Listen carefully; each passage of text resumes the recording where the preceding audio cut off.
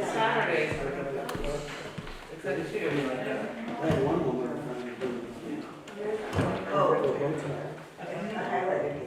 No, I did. Leaving in August. I'll pick up with that. How you doing?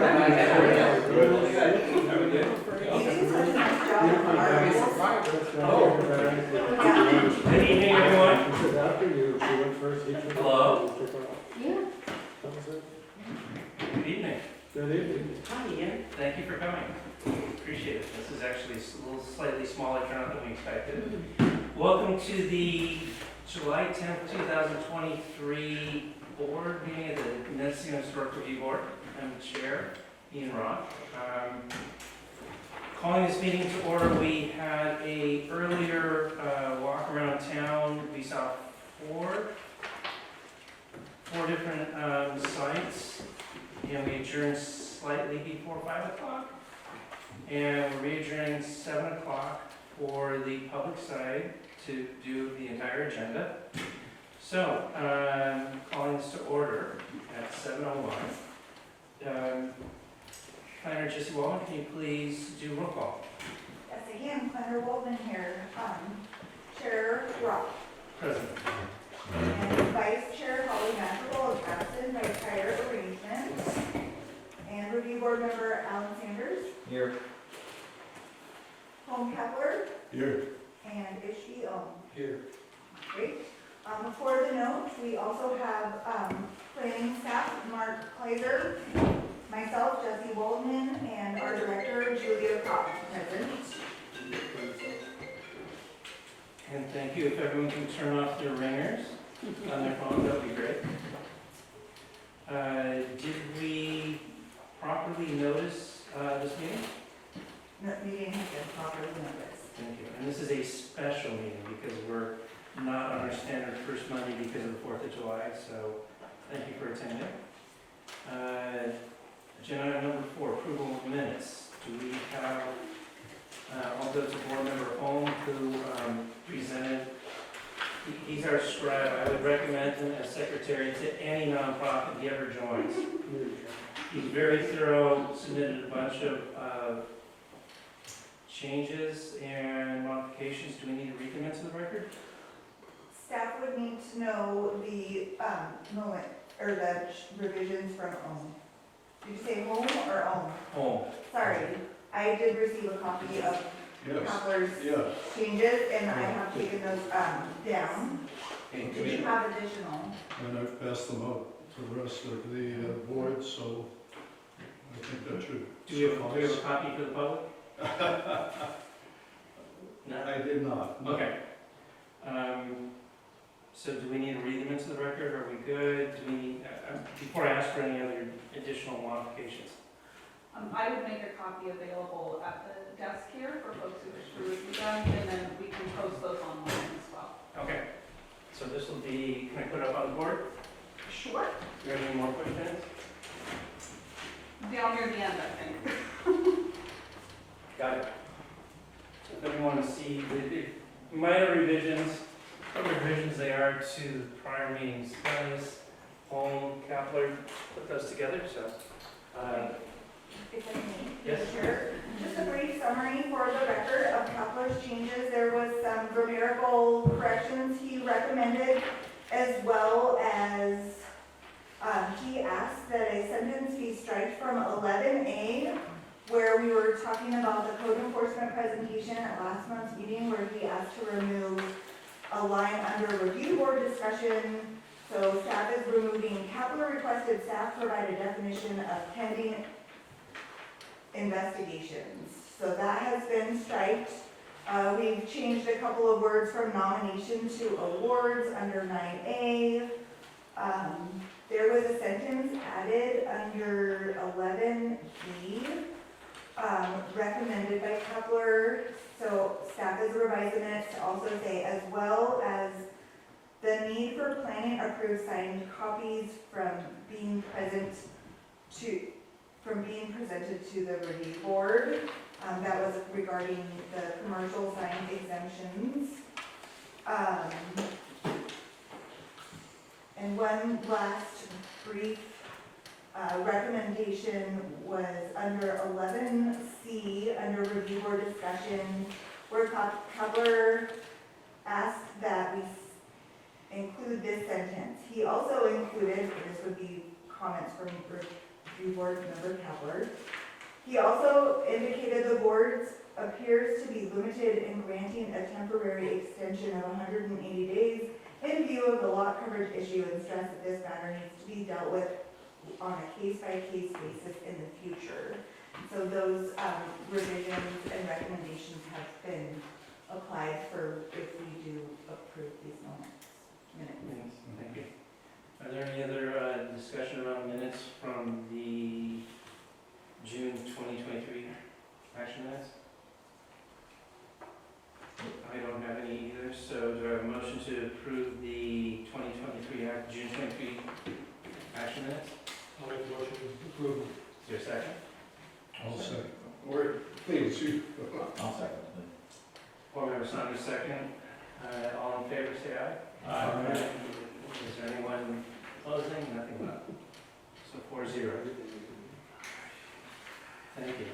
And thank you again, Holden. That was always loving the thoroughness. Great. Were you an editor in BSI? Correspondence, agenda item number 5. Do we have any correspondence received for items not on the posted agenda? Not to financial reasons. Okay. Item number 6 is a report from chair. I would like to rearrange the agenda due to what I anticipate to be what I try to do is I try to make it so that those items that are largely attended by many people go first. So we don't have to keep you guys here through all the different pieces. I love the education you guys get, but I don't want to keep you here longer than you need to. So what I'd like to do is I'd like to take item 10A, which is a report from staff around temporary event tents in the town of Mendocino. I'd like to put that before, let's see where we're currently at 6, so we'll do our public expression, consent calendar, and then before public hearing items move, item 10A, which is a report from staff about the tents. And then I'd like to move 9C, which is Patterson's Pub, to be at the beginning of the public hearing items, followed by 9A and 9B. Make sense? Any objections? Hearing none. And another piece of the report from the chair is thank you, gentle people, for being on the board. We appreciate it. We do have a full board. I just heard from member Alan Sanders that he's re-upping his second term. So we're going to have a full board going forward, which is nice. And I think I have a year on my term left. So, again, those who might be interested, our current supervisor is Ted Williams, who's the fifth supervisor. If you have an interest in being on the board going forward, please contact him. Because we like to have 5 seats. When you got 4 and you got a split vote of 2-2, it gets really difficult. So, anyway, put the word out. I'm always pitching an extra seat that we may or may not have. And that's all I have. So, agenda item number 7 is public expression. So we welcome public participation. This is for a time for comments that are not on the agenda.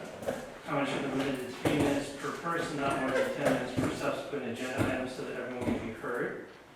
It's limited to matters under the jurisdiction of the review board that are not on today's meeting agenda. board that were not previously considered by the review board. Do we have any email requests for public expression?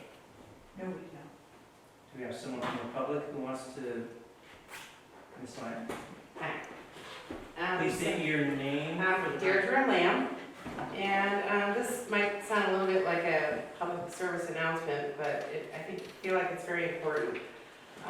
The Kelly House Museum has always been really great about having shows, and a couple of months ago we had an issue with a water tower that came up on the agenda. And they have an exhibit right now that goes through September 18th that I encourage everyone to go to. It's called Water Tower Wonderland. At one point, Mendocino boasted over 100 water towers and was known as the town of water towers. Discover the beauty, ingenuity, and architecture of these iconic structures in the Kelly House Museum summer exhibit, Water Tower Wonderland. And I'm not going to read the whole PSA, but I will say I've been to the exhibit twice. I probably will be going back again. It's very informative. It includes artwork and all that, but it also includes photographs of when the water towers were built and much of the history. Thank you. And for full disclosure, I am the treasurer for the Kelly House Museum. I did not put her up to this, but I did. But I did tell you I was going to do this. Fair enough. Anyone else for the public for anything not on the agenda this evening? All right, hearing none. We're going to go to the consent calendar. We have one item on that. It's MHRD 2023-005, 0005. Do we have... There's one. Do we have any correspondence or telephone calls on our consent agenda? No. Okay. Is there anyone who wants to speak on the consent calendar items from the public? Seeing none. Do we have a motion from the board on our consent calendar? I have an issue on this one.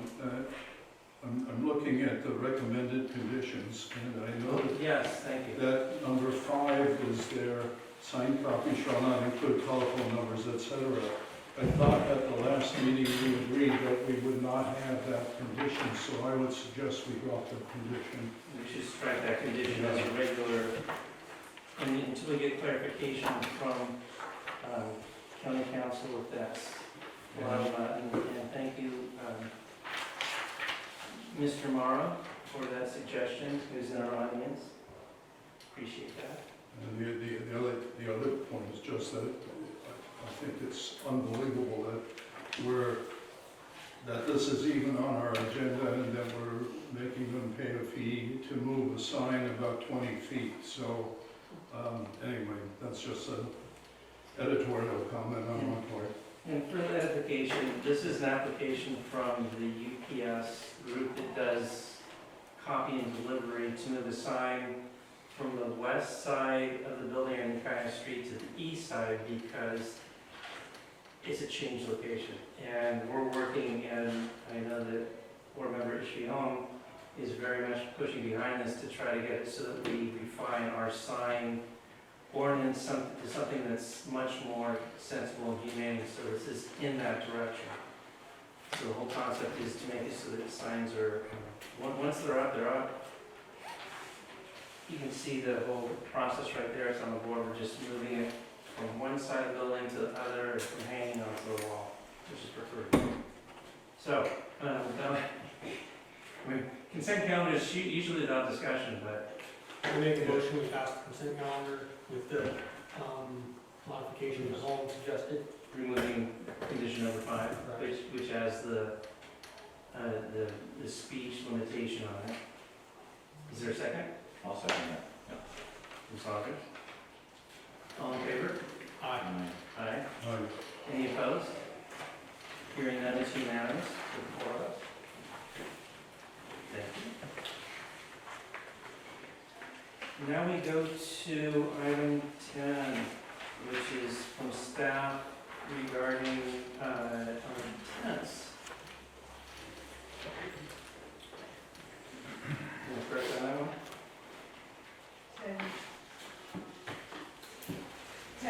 ordinance 10A. Yes, 10, is there 10B?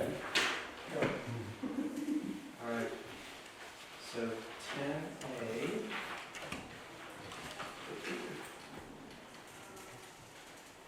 Matters from, so this is,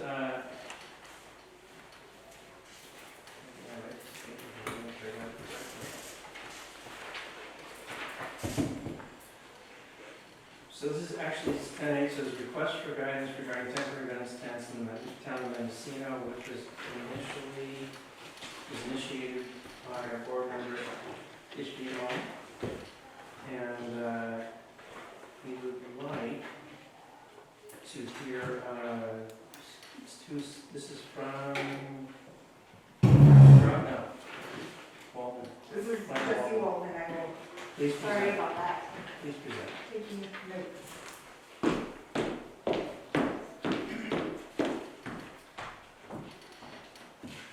Hello, review board members, Trustee Walden, planner for Mendocino County Planning and Building Services, and a little bit of background information for temporary tents, temporary event tents within the town of Mendocino. And the purpose of this memorandum is, and background, is for consistency with event tents with our Mendocino County Code specific to the Mendocino Historical Review Board guidelines, and to provide background information for development approval on temporary tents located within the town. Our coastal element chapter 4.13, Mendocino Town Plan, has a design guideline, specific design guideline number 1, which includes all development shall be designed to be compatible with the historical design character of the town. Furthermore, in our general Mendocino Town Plan, it goes on to discuss where art, music, and other temporary events in a town constitute part of its special community character, and therefore shall be conducted consistent with the temporary use regulations of the Mendocino Town Zoning Code Chapter 20.708. Our coastal element for Mendocino Town Plan Chapter 4.13 further discusses other policies, including visitor services facilities and temporary events in all towns, and I may be repeating myself. In all towns, land use and zoning districts shall follow the exterior noise limit standards set forth in the county's general development plan for exterior noise level standards, that they do not exceed for more than 30 minutes in an hour. We do have a special guidelines under table 3L. If you would like to look at that, I can pull that up for you. Furthermore, there are guidelines regarding building designs where the forms, materials, structures, and colors shall be in general accord with the appearance of structures built in Mendocino prior to 1900. Further, appendices regarding other structures in the Mendocino Historical Review Board guidelines, where tents shall be considered as other structures. However, the term tents or temporary use is not specified within the coastal element of the Mendocino Town Plan.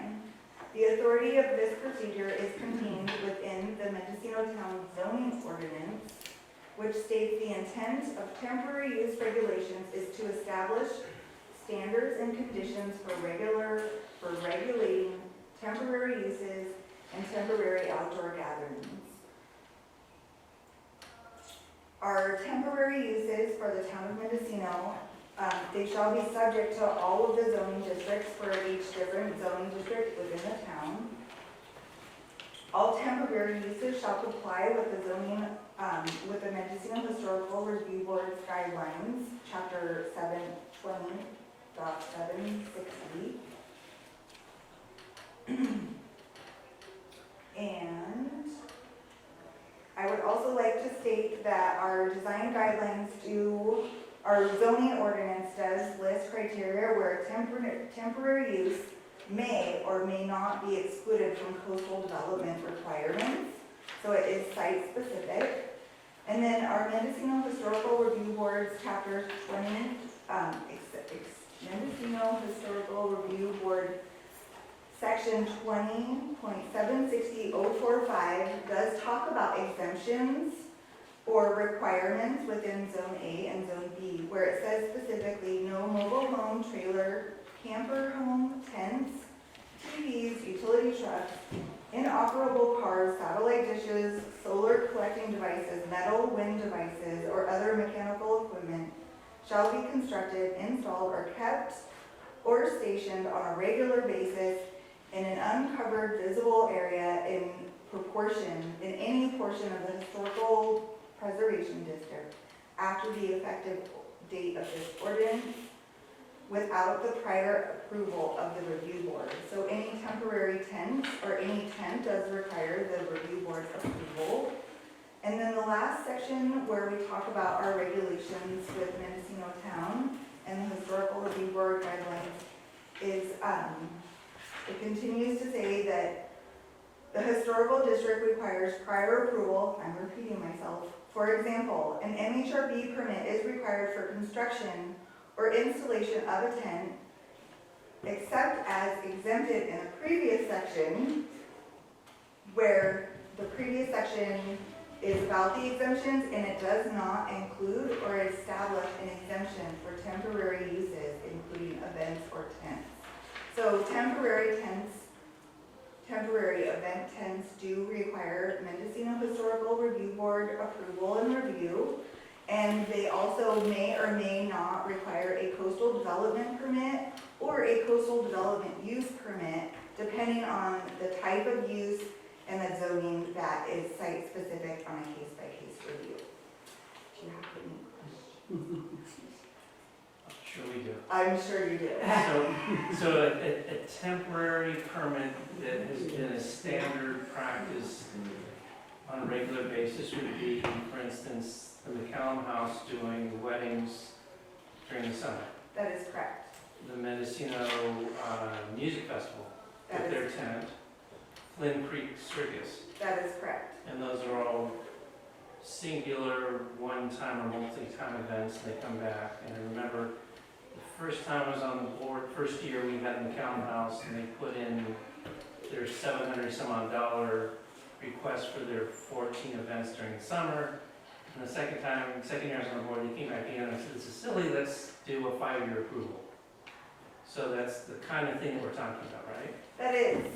So the idea is that if there's a continued temporary activity going on in the same location of the same activity, that the board understands that this is an ongoing event that brings support and community inside our local and our tourist industry, and it's going to be going on. Now, if they choose to move to a different site, they will have to start all over. And some of them are very specific about how many numbers, the size, they are specific about their locations. And it does show that the review board is supporting the industries that do come and provide an entertainment for our local and our tourist industry. Some of them, I believe, have 10-year extensions on, or expiration dates on their Mendocino Historical Review Board permits. They still have to come in and get the necessary building permits or discretionary permits with Mendocino County Planning and Building Services, but they don't have to come back every year to do the circus or the events or at any given time, each specific time. Does that answer your question? Yes, thank you. Mm-hmm. So we're going to open this up to the public unless you have any other further comments, questions now. Does the public have any questions or comments regarding this memorandum from staff? You can do comments after the presentation, right? Yeah. Well, actually, no, this is it, so. Well, I mean, for the application. This This is is the comments. This is the report from staff about tents and the sort of background behind it. This is not any public application at this point. No, it's very clear, thank you, Jen. I do have a question. Can you Jim, please go to the podium and Sure. state your name for the yeah, record? Thank you. This is not regarding any specific application. Right, it's And just in for the general. temporary, Yes. you know, and in general, it's 180 days. Again, Jim Sullivan, community member, and also a board member of the MCCSD. Thank you.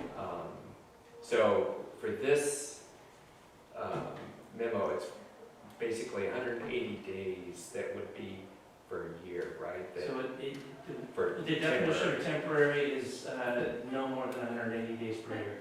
If I may. Please.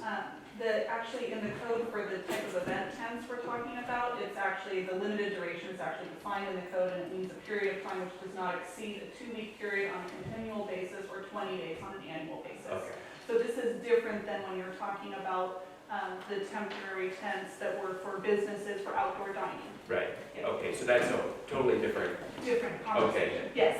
I will hold my Yes. comments for later. Any other comments from the public on this memorandum from staff regarding tents in general for temporary usage? Seeing none, does staff have any questions of staff? Does the board have any questions of staff regarding this? Okay, thank you for that clarification, very much appreciated. We are now diving into the meat of this meeting. Our first public hearing is item number 9C.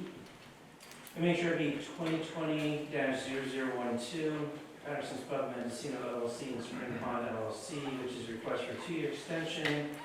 And then make sure it be 2020-0012, which is for Mendocino Historic Reboard Permit request to temporarily assemble 2 tents for outdoor dining during public health order. Restriction limits indoor dining at Patterson's Pub. It's a category 3 historic resource. And I will turn this over to Jesse Wallman. You can present this for us.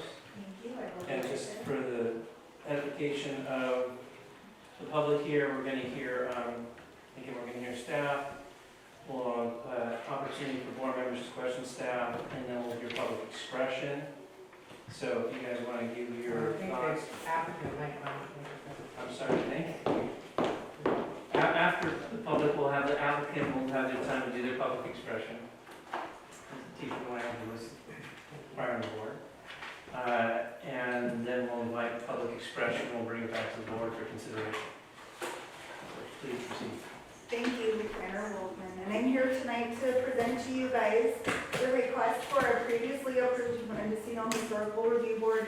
It's the permit number 2020-0012 for Patterson's Pub, where their permit was originally approved with specific conditions, and it was approved in October of 2020 with specific conditions where the applicant or landowner could come forth to the board with a written request extending the term of the permit, basically requesting an extension.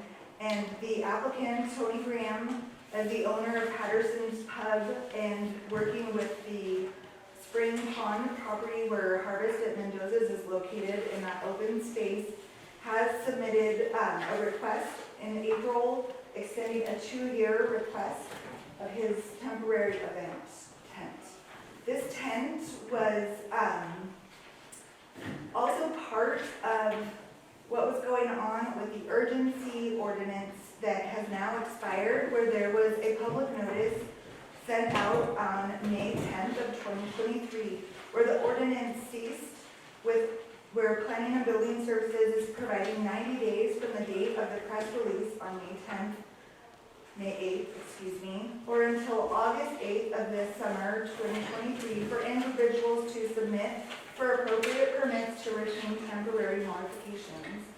So this request to you guys today is to request a 2-year extension of the permit that was approved in October of 2020.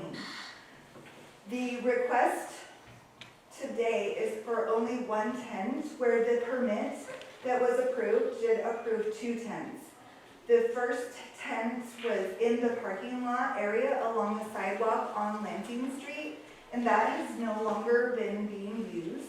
And the request this in front of you today is just for the larger tent in the side yard, so it's really for just one tent.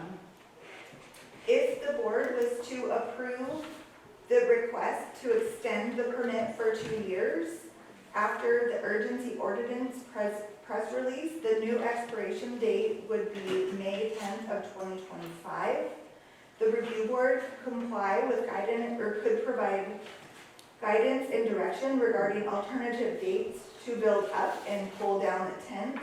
And staff recommends providing staff direction or guidance regarding the applicant's request for a 2-year extension with a new expiration date of May 10th, 2023, or alternatives for when the tent can go up and down. And part of the packet in front of you is the permit that was approved in October, or that was presented and is available online, with the original permit and the original staff report, the written request from the applicant requesting a 2-year, and I have included with the memorandum with this request that I just discussed, there's the site plan that is, the garden area is here on the site plan here in this area. This is a blown up detail of where the tent is located. This is Lansing Street. There's the Patterson's pub structure that abuts directly into the adjacent parcel at Spring Pond, into that open space, the tent, and there's an elevation of the tent. The tent would not change, so it's really just the request that was allowed for an extension is what is presented to us today. And that concludes my presentation, and do you have any questions for staff? Any questions this time? Hearing none. Is the applicant present? Please state your name for the record and make your presentation to us. Thank you. President of the board. Good evening. Hi, everybody. My name is Tony Graham. I own Patterson's Pub. My wife, Mary Ann, is here, half a century. My manager, 20 years, she's managed the pub for me. I'd like to think we're an integral part of the community, both for locals and for tourists. But I'd like to address something that has really been bugging me this afternoon. I went to the website and I noticed there was some public letters that were posted. And there was one that was an anonymous letter that was particularly, not to say it defaming. I would request that this board and staff reconsider publishing anonymous letters with no contact information. I have no idea who wrote the letter, but said some pretty nasty things about me, my family, and my business. And, you know, this is all on the internet, and you know how that works. So if the board would please take a look at this particular policy and then reconsider how to do it, because navigating our way through this pandemic has been exceedingly difficult.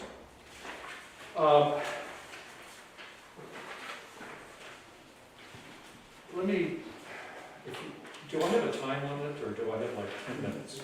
You can direct your questions to the Do I- chair regarding. How much time do I have? 10 minutes? I would like you to keep on topic.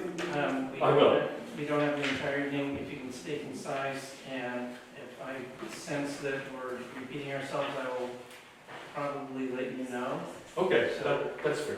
But I want you to give you time to present the basis for your application and present to us why we should approve it. Thank you. And keep focused on that, please. In the spring of 2020, the world as we knew it stopped. I think we all remember those days in March of 2020, when there were no cars in town, every business was closed, everybody was sheltered in their homes.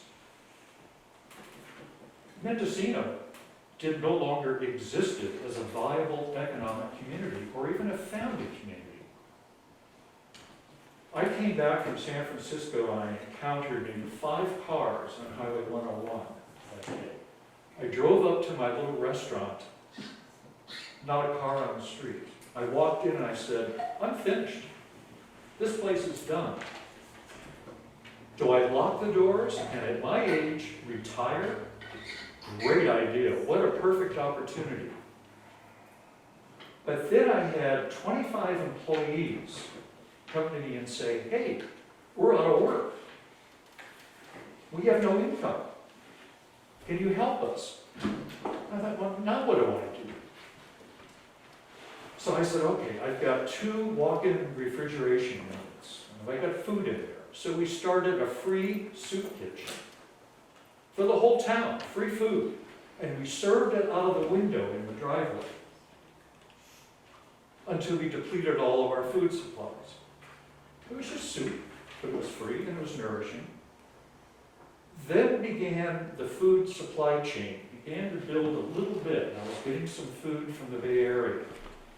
And we started doing food to go out that window. Pretty basic stuff. A little bit of salad, fish and chips, a burger, that was pretty much it. Then it began to build from there. And I thought, well, maybe I could save this business. This is a 30-year-old business that my wife and I built from scratch, starting in the 1990s. So everyone agreed we'll give it their best shot. Everyone's on unemployment. Everyone is doing what we have to do to stay alive during a pandemic. So I thought about, well, let's do a tent so people can sit outside in the driveway. And then I talked to Tom Honer next door and I said, can I re-rent the lot between the 2 buildings? Originally, when Mendoza's owned it, I had a beer garden out there.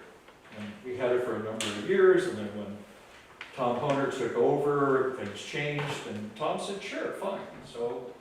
So I got a long-term lease on the lot between the 2 buildings. Then I came before this board. Now, it was differently constituted than it is today. And we had to do it on Zoom because obviously we couldn't meet in person.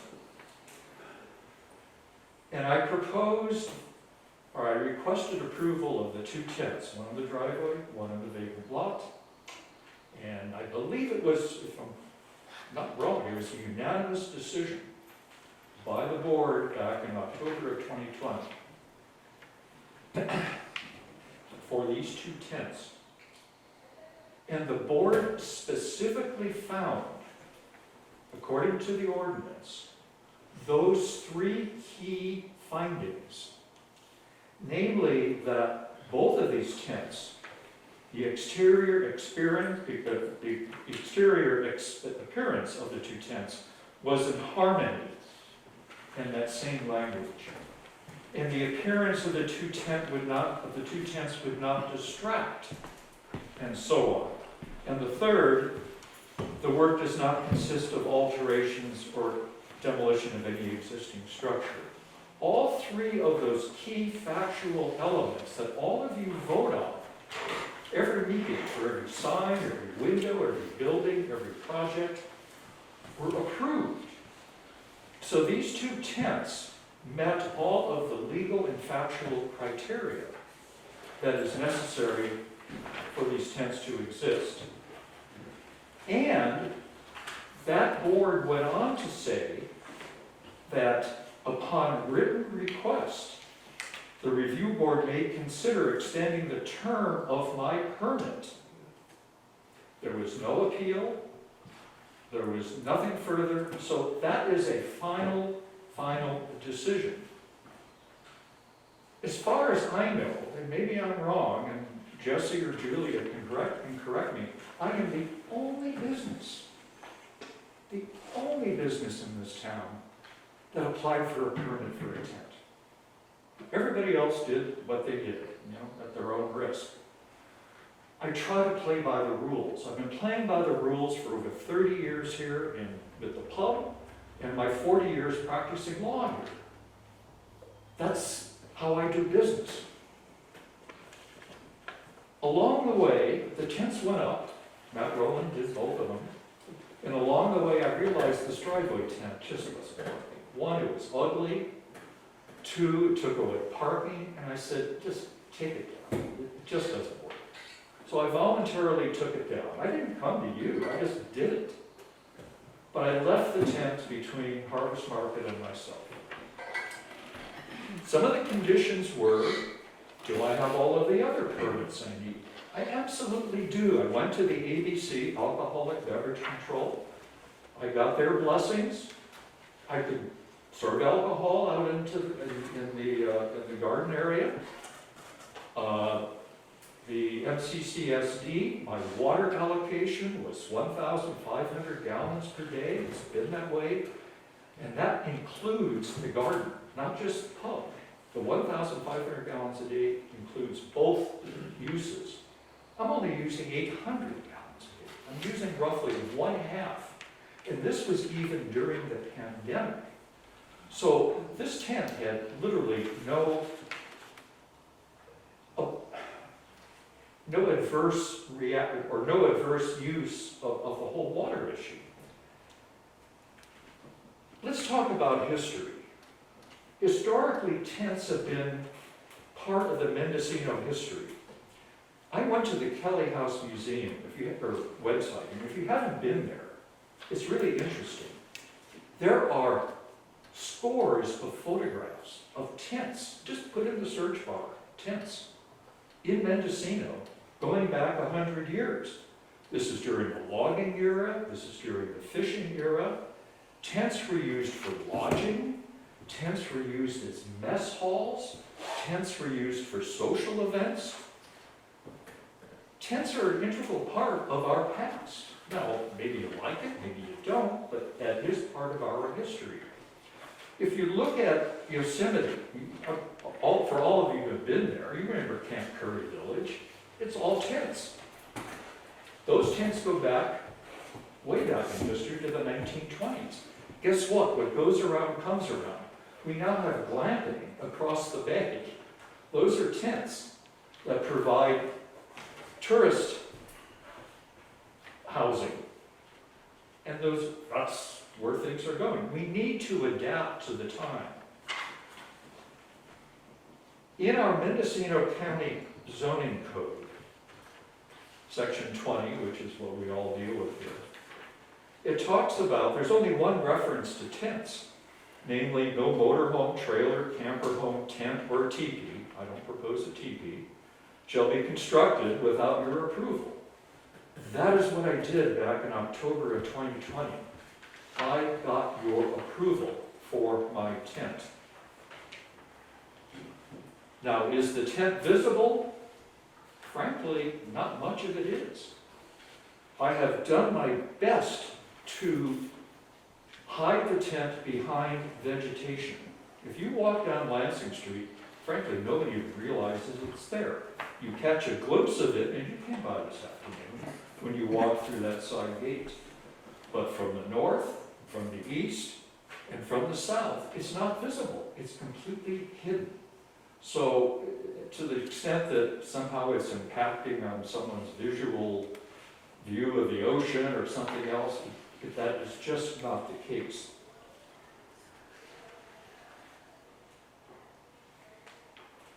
By way of background, if you go back to the early 1990s, that lot, by the way, I don't know if any of you were here then or remember it, that was a weed-filled, trash-filled, tick-infested mess of a lot. I mean, it was just a complete eyesore in town. I took it over in the early 1990s from Mendoza's family, and I cleaned it up, and I turned it into what it is today. And I think it looks nice. I think it's a nice landscape feature in town. Now, in April of this year, I did correspond with Julia, and I said, look, I need an extension to this permit. My 2 years is up. And so I applied. And that was in accordance with the original permit where your prior board said, sure, go ahead and request an extension. Then last month, we got involved in a discussion here about what is temporary, what's not temporary, and And then he was going to go to county council for some guidance, and whether or not lot coverage issues were involved. And what came back was, this board's jurisdiction does not go to such zoning issues like lot coverage and setbacks and things of that nature. That's within Julia's purview as the director of planning and building. So I deal with her on those issues. Yours are those three: harmony, consistency, and those particular factual findings.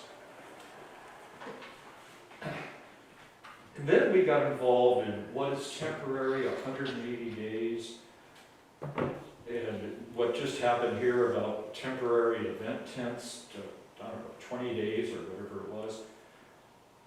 That stuff is governed, unless you adopt the Uniform Building Code, and I don't think this board has. That stuff is governed by the UBC and not the review board. Because this issue is so widespread throughout the state of California, the Assembly has decided to introduce Assembly Bill 1217. If passed and signed into law, this bill would sustain many of the leniencies and programs designed to help businesses involved in outdoor dining, parklets, curbside dining, alleyway dining, tents, and other such things as it relates to zoning issues. It's published in the LA Times. That's where I was quoting from. You can just go to the Assembly Bill website, put in 1217, it'll pop right up. The important thing is, if this passes, and it hasn't passed yet, it's still going through the cycle, it will supersede any authority that Mendocino County and this board has to govern such things as curbside dining, dining tents, and such throughout California. And why is that? We've been through hell and back in the last 3 years, financially. And we all know, we've all read the newspaper. We've all experienced it. For those of you who are in business, I'm sure it really did affect your pocketbook. Now let's address COVID for a moment. It's alive and well. It's still here. Don't think it's not. I mean, I've gotten my 6th shot. It keeps mutating. If you go to the San Francisco Chronicle COVID tracker, it lists every county in the state of California and how many reported cases, not just cases, but reported cases of COVID. In the last 2 weeks, Mendocino County has had 30 cases, reported cases of COVID. Now that's 60 cases a month reported. Heaven knows how many unreported cases are still there. But it's still around, alive, and mutating. What I don't want to happen is to find myself in a position where I pull down the tent, COVID rears its ugly head, and I have to put Humpty Dumpty back together again. That just doesn't work. This tent is not a Boy Scout event going up Little Lake Road for a hot dog feed where we put up a pup tent, you know, with 2 sticks and a couple of ropes. This is a major tent with lots of infrastructure. I mean, I pointed out to this board, I've got a system where I can take hot air from the top of the tent to bring it down to the bottom. I've got lighting, I've got all of the tables, and I mean, it just goes on and on and on. So to pull it down, put it back up, pull it down, put it back up, given the whims of COVID, it just doesn't work. I think I'd rather retire, which is probably what I should have done in the first place. The reason why the tent is so important is, you've been in my column, I've got 5 tables and 17 bar stools. That's all I have. If I have to have social distancing between Jesse and Julia and myself, I'll have 2 tables and 5 bar stools. I can't do 8 feet circumferences around everybody. I need the tent. If you go on Yelp or TripAdvisor, you'll see over and over again customers saying, we love the tent, especially our little gnome garden. If you haven't seen the gnome garden, it really is cute. But people like the tent. Why? Because they're socially distant. All those tables that you saw today are 8 feet apart. People can wear their masks. They don't have to wear their masks. But we don't get involved in this push-pull tug-of-war that so many restaurants got involved in. You sit over there, you sit here, I'll sit there. I mean, it's ridiculous. You can't run a business like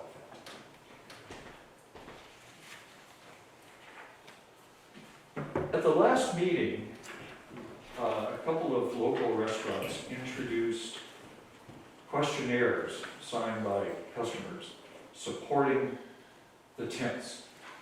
I didn't do it because I just didn't bring them. They produced several hundred. Well, Jeannie here has the rest of them. You're now going to have, Julia, in your portfolio, you're going to have over 1,000 signatures, legitimate signatures, not crazy political stuff, but legitimate signatures supporting these tents. In October of last year, your predecessor board gave me a 2-year permit to operate both tents. I gave up one of them. I'm requesting another 2-year permit for this particular tent. There has been no change of use. There's been no change of factual circumstances. Nothing is different other than I've added a gnome garden. I've done some nice plantings. I'm trying to camouflage the tent. We maintain it like the Golden Gate Bridge. It gets cleaned section at a section at a section at a time on a constant rotational basis. I've added some nice lighting in there. It's all downlit. You don't see it from the street. You know, frankly, to me, it's an asset. If the tent has to come down, I'm pretty much done. I mean, I'm 77 years old. I don't need this anymore. I really don't. It's getting old. And a lot of them, well, I've got 25 families depending upon me. I'm really caught between a rock and a hard place and how to operate this business. Julia, and thank you so very much, you wrote a letter to Jesse in April. And this is what Julia said to Jesse and to the board. There was a condition of my permit that provided that Mr. Graham could request that he keep his tent upon written request. I would like to ask that this be queued up for the upcoming MHRB meeting and asking the MHRB to accept his request. This is the head of Mendocino County Planning and Building asking you to give me a 24-month permit extension. And I thank you, Julia, for your candor and your honesty and your help. I'm here to answer some questions. I'm sorry I'm being so passionate, but if you have run a business for 3 decades and had to go through all the craziness going back to the early 1990s, we just get a little tired of it all. But I'm asking you to give me another chance, give me 2 years to keep this business going. Thanks. Thank you. I think we're going to hold our questions from our board until we hear public comment. Okay. Should I remain here or sit? Please sit down. We'll reserve the podium for those in the public who would like to make a comment on this application. So if you have an interest, raise your hand, and Ms. Lamb, you want to state your name for the record? Hi, Deirdre Lamb, and I was the chair of the board on October 5th when that issue came up before the board. I don't want to say that someone's wrong, but maybe Julia Krog or Jesse can fill me in, because as I recall, the board approved the tent to be up from November 1st to May 30th. And then in the summertime, they were supposed to come down. And then, you know, people use umbrellas, tables with umbrellas, something like that. Mendocino, you know, that would fit in with the town. And what happened was the Board of Supervisors superseded it by the COVID lasted longer, and the Board of Supervisors are the ones who extended the time frame for the tents. And I have some concerns about having a tent up. You know, it's sort of a slippery slope of saying, okay, well, you can have yours up for 2 years. Who's going to actually watch to see that it is maintained? I appreciate the fact that Mr. Graham is going to be continuing to maintain that. But if someone else comes before the board, you know, I don't know if you've driven by North Coast Brewing Company, their tent looks like hell. It's falling apart, it's all dusty and dirty. And is there actually going to be any kind of code enforcement to make sure that, you know, the tents look good? I don't know why a tent has to be up continuously. I've lived here since the 70s, and there's never been tents before COVID, and I don't understand why all of a sudden there's this ugly head rearing that COVID's coming back. I haven't heard that. I haven't heard anyone's dying from it, and I feel like we've sort of crossed over that. It was a big, dramatic thing for all of us, but I feel like the original decision that was made, I understand in the wintertime when it's raining, yeah, tents are a really good idea, but the guidelines that Jesse was talking about having tents up as a temporary, I feel like that's a better solution. So, thank you. Thank you. Anyone else from the public wishing to speak on this item? Please come up, sir. State your name for the record. Again. Jim Sullivan again, and just a comment about really the process of this approval.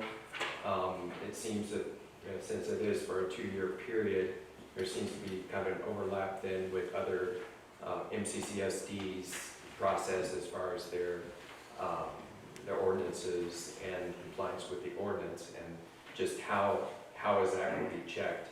Is it MCCSD's responsibility to know that this is to be approved, and then contact, you know, building services for, you know, guidance on how to process the request and know what the request is to begin with. So basically, more of a question of how this process is going to be working for other services that are provided. So, Thank you. Anyone else from the public wishing to speak? Quiet public. All right, we'll close the public hearing then. Do we have any, correspondence from the public on this item, please, from staff? Yes, so, over the last week, since the project has been posted, additional comments have been emailed, as Mr. Graham mentioned. There have been some comments, they have been posted, available on our website. I did print them out and assemble them together for tonight's hearing for each of the board members. Would you like a summary? One of them is the letter, basically, would you like a summary? Yes, please. I didn't read that letter.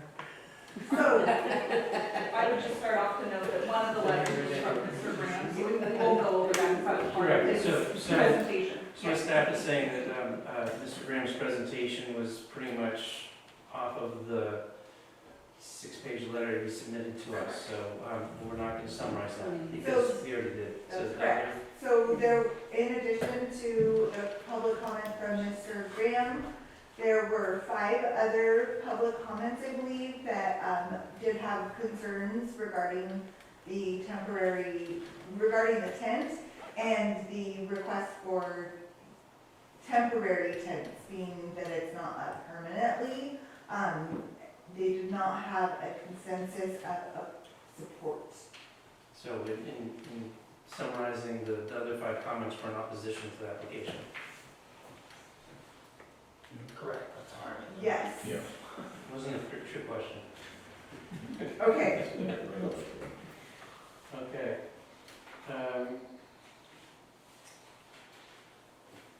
So, let's bring this back to the board. Do you have questions of staff or the applicant? I guess I would ask Julia, you know, Tony quotes you as in favor of this proposal, and I just want to hear kind of your thinking of why you're in favor of it.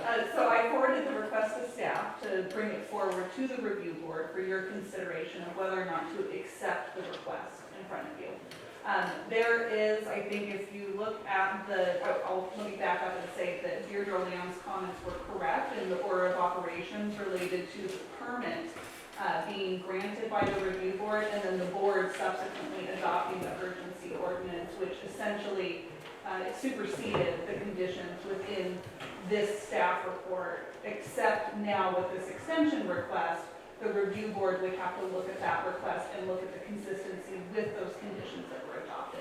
So the conditions that are included in that original request include only having the tent during November 1st through May 31st. So that's for during the winter months, and I can't speak to the review board's finding this to be compliant with the historic district at all. I understand the business reasons and the concerns around that regarding continued operation. So best I can give you. And actually, to directly respond to your comment, was that I understood that what Director Krog said was that, yes, please bring the application before MHRB. I did not hear, and this is from what I'm reading from the email sent from Mr. Graham. It's not that Director Krog supported the application as, yes, you should be able to do this. It was rather, yes, you should bring it in front of MHRB. So I don't believe that staff supported or opposed the project, but rather said, go through the process. Is that correct? It's really, yes, essentially queued it up to you guys for your consideration. With- Staff has no authority to tell the review board, you must accept this. Without recommendations of support or opposal. It's really not my role to provide that to you. But as I said, I do understand the business reasons surrounding the desire to keep up the tent, but the determination of whether or not it's in harmony with the historic district, that's for this review board to That's decide. us. You just told the applicant that if you want to have it heard, put your application in. Correct. Questions from board members to either the applicant or staff? I guess I have one question. If you took the tent down and left all the tables and the propane, do you think the business would drop off or would it be the same this summer? And Mr. Graham, if you can please come to the podium. I think a number of us probably have a couple questions for you. Yeah, Thank you. it would significantly drop off. The weather here, I mean, we've been around here a lot. Summers here can be pretty miserable. If you look at this year, we haven't had, this is the first sunshine I've seen in a long time. So just because it's summer doesn't mean we have warm, sunny weather. And sometimes in the winter, we have actually warm, sunny weather. Mendocino Coast is 365 days of usually some sun, some fog, some rain, some wind, and so on. The tent provides shelter. I can't put up and pull down the tent. Let's see, the weather's coming in on Monday, it's gonna rain, I'll put up the tent. Oh, rain didn't come, I'll pull it down. I can't put Humpty Dumpty together again like that every time the weatherman changes the forecast. And there's no way to operate a business. How do I staff based on weather? How is my food supply chain and all the other stuff we do? I can't do that around weather forecasts. So, yeah, I need the tent. So That's my answer to your question. I'll end up having to lay off employees. I'm going to do a follow-up, I'll do a follow-up question that's just right behind our member Saunders. You've been running this business for over 3 decades, right? Yep. How did you deal with weather for the first 3 decades before COVID? The garden, when the beer garden was in existence, I had picnic tables out there is all it was. But you were successful? Oh, no. God, you know what it was? We became the first non-smoking bar, pub, restaurant in Mendocino. Everyone said, you can't do it because you're non-smoking. This goes back to the early 1990s. The reason why I put it out there is because people were still smoking in that era. It gave them a place to go. That's how the whole thing got started. So you're telling me that for 3 decades you were not successful? Successful in my business? Yeah. Oh, no, I've been successful. So without the tent you were successful? Is that what I'm hearing? I paid the bills. You didn't go under, you didn't close shop, you didn't lay off. I didn't file bankruptcy.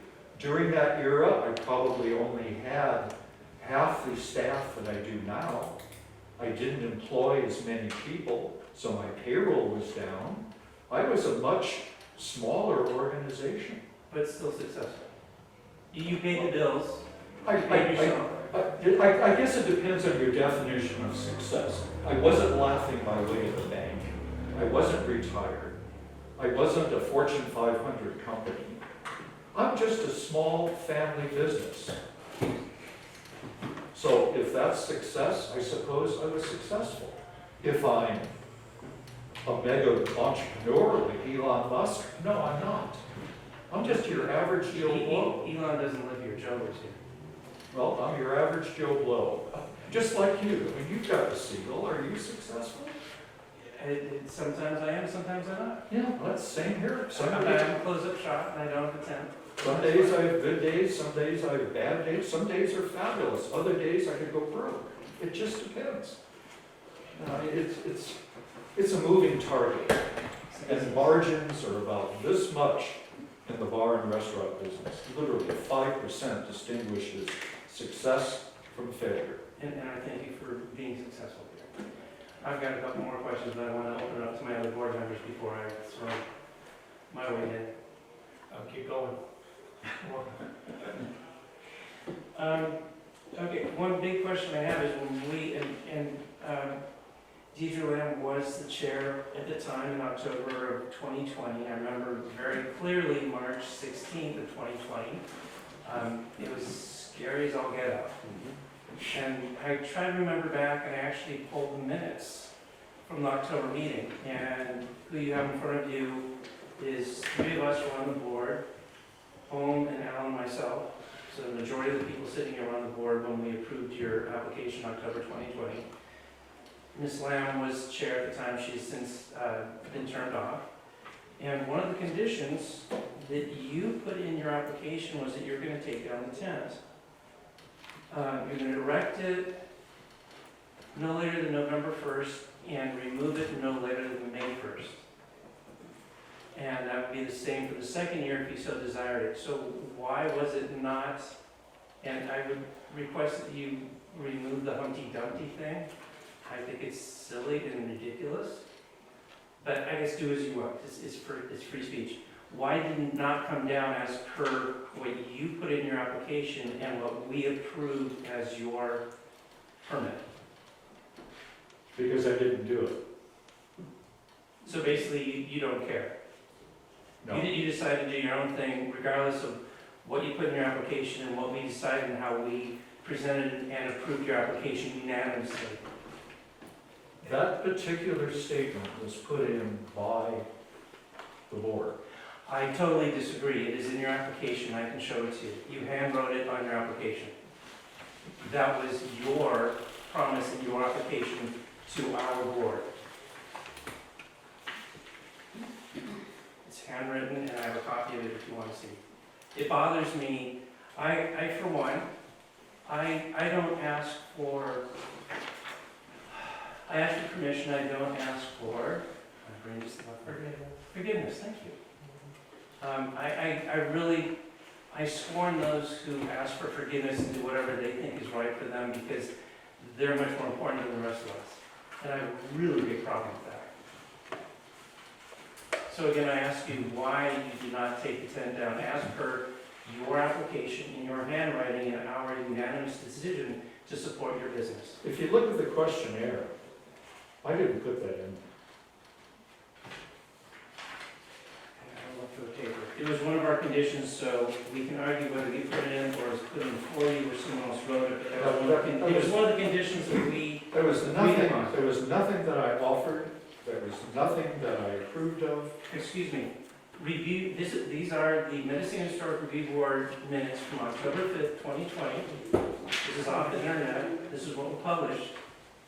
Review Board action upon motion, Review Board member Roth, that's me, I approved it, I did a motion for approval, seconded by Board member Saunders, to my right, and carried by unanimous voice vote 4-0.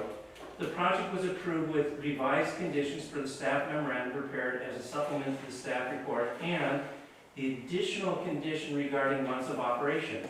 Starts November 1st, 2020 and ending May 31st, 2021. And if required, also November 1st, 2021 and ending May 31st, 2022. I grew up on the California coast. And I understand late morning and early evening fog along the coast. I got a sunburn 4th of July, I was here. Still peeling from it. My concern is, one, that you're doing whatever Mr. Graham wants to do, and not following rules. Two, everyone in this town ran a business that did not fail with regard to tents. So businesses have succeeded up until COVID and not failed because of tents. We use umbrellas out here. We granted you, and I'm trying to dig back in what I was thinking when I approved this. And I really appreciate that you came before us. And you are the only application for a tent that came before us. Everyone else basically went underneath and said, because the state's doing this and because the county's following and we're suspending these rules, we're just going to do it. So thank you for coming before us, I appreciate it. But I feel like we were kind of played. You didn't follow the rules, and now you're asking for another 2-year extension. And if we grant that, then that's going to be, we're going to have everyone else who has a tent up coming before us and say, well, you gave it to Patterson's Pub. Why can't you give it to us? But I applied for it in the first place. You did, and we granted it to you With conditions. With all of the findings. With conditions. And I think the findings were, we really want to make sure that we keep the businesses going. So I think we kind of went blind to some of the rules because yes, you call me out on my C1. I realize that as a lodging partner, I can't exist without restaurants and retail. And restaurants and retail can't exist without lodging. There's a symbiosis. And we didn't want the village to shut down forever and go away. So I think all this had in the mind that we want to preserve what's here for tomorrow. And if we don't do that, and we shut everyone down, we won't be here to talk about tomorrow, the day after tomorrow.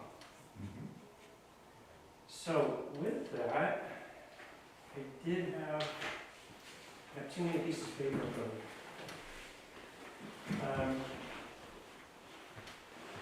Sure, well, I could Yes. provide one clarification, Yes, if you please. don't mind. Yes, Well, please. So I just want to note, so on October 20th, 2020, so, roughly a couple weeks after the review board had approved Mr. Graham's original permit is when the Board of Supervisors adopted the urgency ordinance. Yes. So like I noted, that allowed folks to leave up those tents on essentially a year-round basis. And that's what is expiring on August 8th of this coming year.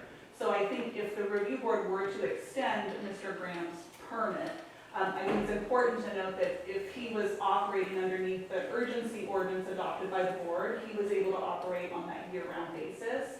But going forward, if you're extending this permit, that is going to have the timeline limitations in terms of being up for the 6-month period. And I will note, we did look at the application, the original application submitted, and it did include language regarding timeframes of when the tents would be erected and then pulled down. Okay. I also have a bit of concern within point number 2 that you sent to us. Since the tent was erected, I developed a lot with vegetation so as to screen the tent from street view. That tells me that you have an intention to have that up permanently year-round. Well, that's totally illogical. Just because I put up vegetation to screen it, doesn't mean much of anything except in trying to screen the tent. So as to conform with what the review board wants in terms of visibility of the tent. Okay. So, Whether it's up for 1 day or 364 days. okay. So, I'm not telling you how to run your business, nor would I want you to tell me how to run mine. But what is the difference between a patio umbrella on a table that is much more temporary? You can take it, it's not it costs me this much money to close an umbrella and put away on sunny days, and when there's inclement days I can put it out and raise it. What's the difference between that and something that is, and I don't want to be judgmental, something that's up on a continuous basis that is currently there now? I can't predict when we're gonna get a rainstorm of 3 inches versus fog. An umbrella is good to provide sunshade and maybe some dripping fog coverage. But an umbrella is not gonna cover a driving rainstorm. A tent does. Yet umbrellas worked for 3 decades. Part of that 3 decades was just some tables, picnic tables out there, with no umbrellas, nothing. If it was raining, nobody was out there. I mean, you're in the hospitality business, you have a B&B. Every day is different, every customer is different, every guest is different. You have to manage various attitudes and predilections and people's desires and whether they want sheets or towels or this or that or the other thing. I mean, it's literally managing cats herding, running And this so- business. somehow we do it. Can I Well, interject? somehow we do it too. It seems like rather than focusing on what was, let's think about like whether we think this tent is a detraction from the town currently. Because in my opinion, this town really lacks restaurants, it lacks things to do, it lacks visitor serving space. And it's very, very difficult to get all of that stuff through planning and building to be able to have any new businesses open in this town. Okay, so I'm gonna hold you for a second. When we're done with questions of the applicant Oh, okay. and staff, then we will have our inner discussion. Okay, I was just trying to speak to Yeah. your question. No, It seems like we should kind of road for you guys to have a little bit of a back and forth, and I was trying to address that. I appreciate that. I want to make something very clear. I wasn't trying to pull any games with this board. I came to you in the first place. The county health officer and the board of supervisors is the law that I was following with regard to my tent. There was an emergency ordinance, and finally the ordinance got lifted. That was what I was operating on. And I have to remind this board that you collectively and your predecessors did issue those 3 findings that were so important, namely the exterior appearance condition, namely the appearance of the 2 tents not distracting condition or finding, and finally the third one, it doesn't involve alterations or demolition. You specifically found those particular issues, and that is what your job was. Nothing has changed since then. I haven't done anything inside the tent other than got some tables and put up some lights and did some landscaping. So nothing has changed. So there's no reason, if a 24-month permit was good 24 months ago, why isn't a 24-month permit good going forward from here? Thank you. Well, Do we have any other questions? can I say something to that? Because I was on the board at the same time, and I think Deirdre Lamb already addressed this to some extent. At the time, this was at the height of the COVID pandemic, and the board bent over backwards to try and support the businesses in town. And yes, we made that finding in order that you could erect your tents. But I think things have changed substantially since then. And I don't think that the situation today is anything like what it was 2 years ago. And so I think we're having to look at this de novo. And frankly, I don't see how we can extend the permit legally, but we can get to that discussion later. Internal. Well, in terms of de novo, I know you're in order, but this isn't back to Okay. We're asking questions of you. okay, then I'll seat myself. No, hold on a second. All right. Any other board members have any questions of the applicant? I do have a question. It sounded like from Julia that if we approve this application, the condition that the tent come down in the summertime is going to be part of that. Just if we approve it as you've applied for it. And yet what I'm hearing from you, Tony, is that you're kind of wanting to have the tent be up Yes. for 2 years. And I think that even if we approve the application as it is before us, all we're doing is extending the permit, but not the emergency ordinance that was granted to you by the county, which gave you the ability to keep it up year-round. And what we'd actually be approving is a tent up, tent down twice a year. And that's what is actually before the board. Is that correct? That's correct. It would be subject, it's condition 16. You all have a copy of the permit in there. And it says tents are allowed during the rainy season, including the days between November 1st and May 31st.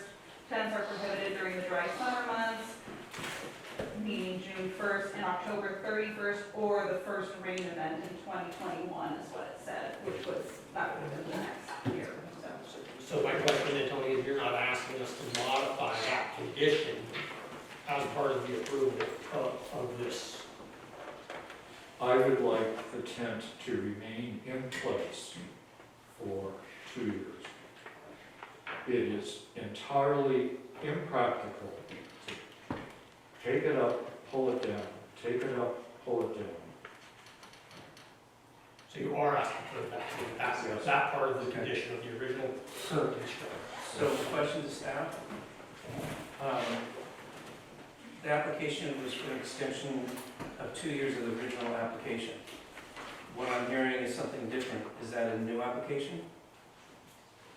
There's not a mechanism to amend an MHRD permit. So if Mr. Graham would like to have the tent up 365 days a year for the next 2 years, that would be a separate application, not the one that's in front of us. The only, so there is condition, I'll just call it to you, on condition 4 of this permit, there is that this permit shall be subject to relocation or modification upon a finding of any one or more of the following.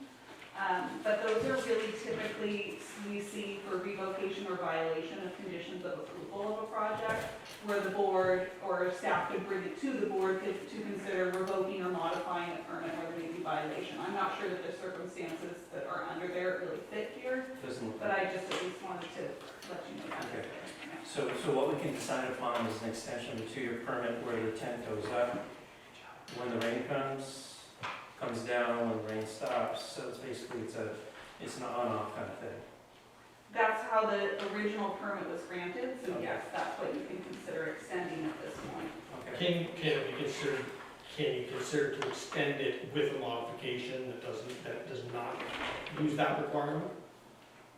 That was written in the original permit? I suppose conceptually you could. This is a little odd, I will say. This is one of the few permits I've ever seen written that had a condition that allowed for extension of it without filing a new application. So I think there's a bit more latitude with that being the case in this particular permit. That sounds very great. It is very good. Yes. And I'm not an attorney. Clearly, that's one, we got a couple, we got one in front of us, one in the audience. And we're not gonna call them. I mean, if you wanted a definitive on it, I would really need to discuss it with county counsel's office, and they're, as you know, that's not gonna be an immediate answer. If I can speak and say my final piece, I'm reading from condition number 2. This is what you folks told me. The permit shall expire and become null and void at the expiration of 2 years after the effective date. That's what I relied upon. And then it says the permit shall expire when a public health order removes the restrictions on indoor dining capabilities. But that's the rule I've been living by. I have a 2-year permit for a tent. That's what I've been relying upon. And that's what it says right here. Now, the public health order did come down. Julia sent me the notice. I applied for extension of the permit, which was specifically in my permit application, that I can do that. And that's why I'm here today. I'm trying to abide by the rules. Thank you. The problem is, the world is not perfect. The weather is not perfect. COVID is not perfect. Supply chains are not perfect. If it was a perfect world, we'd all be rich and famous. But you all are in business. You know how hard it is to muddle your way through it. Construction, bins, and you name it. Thank you.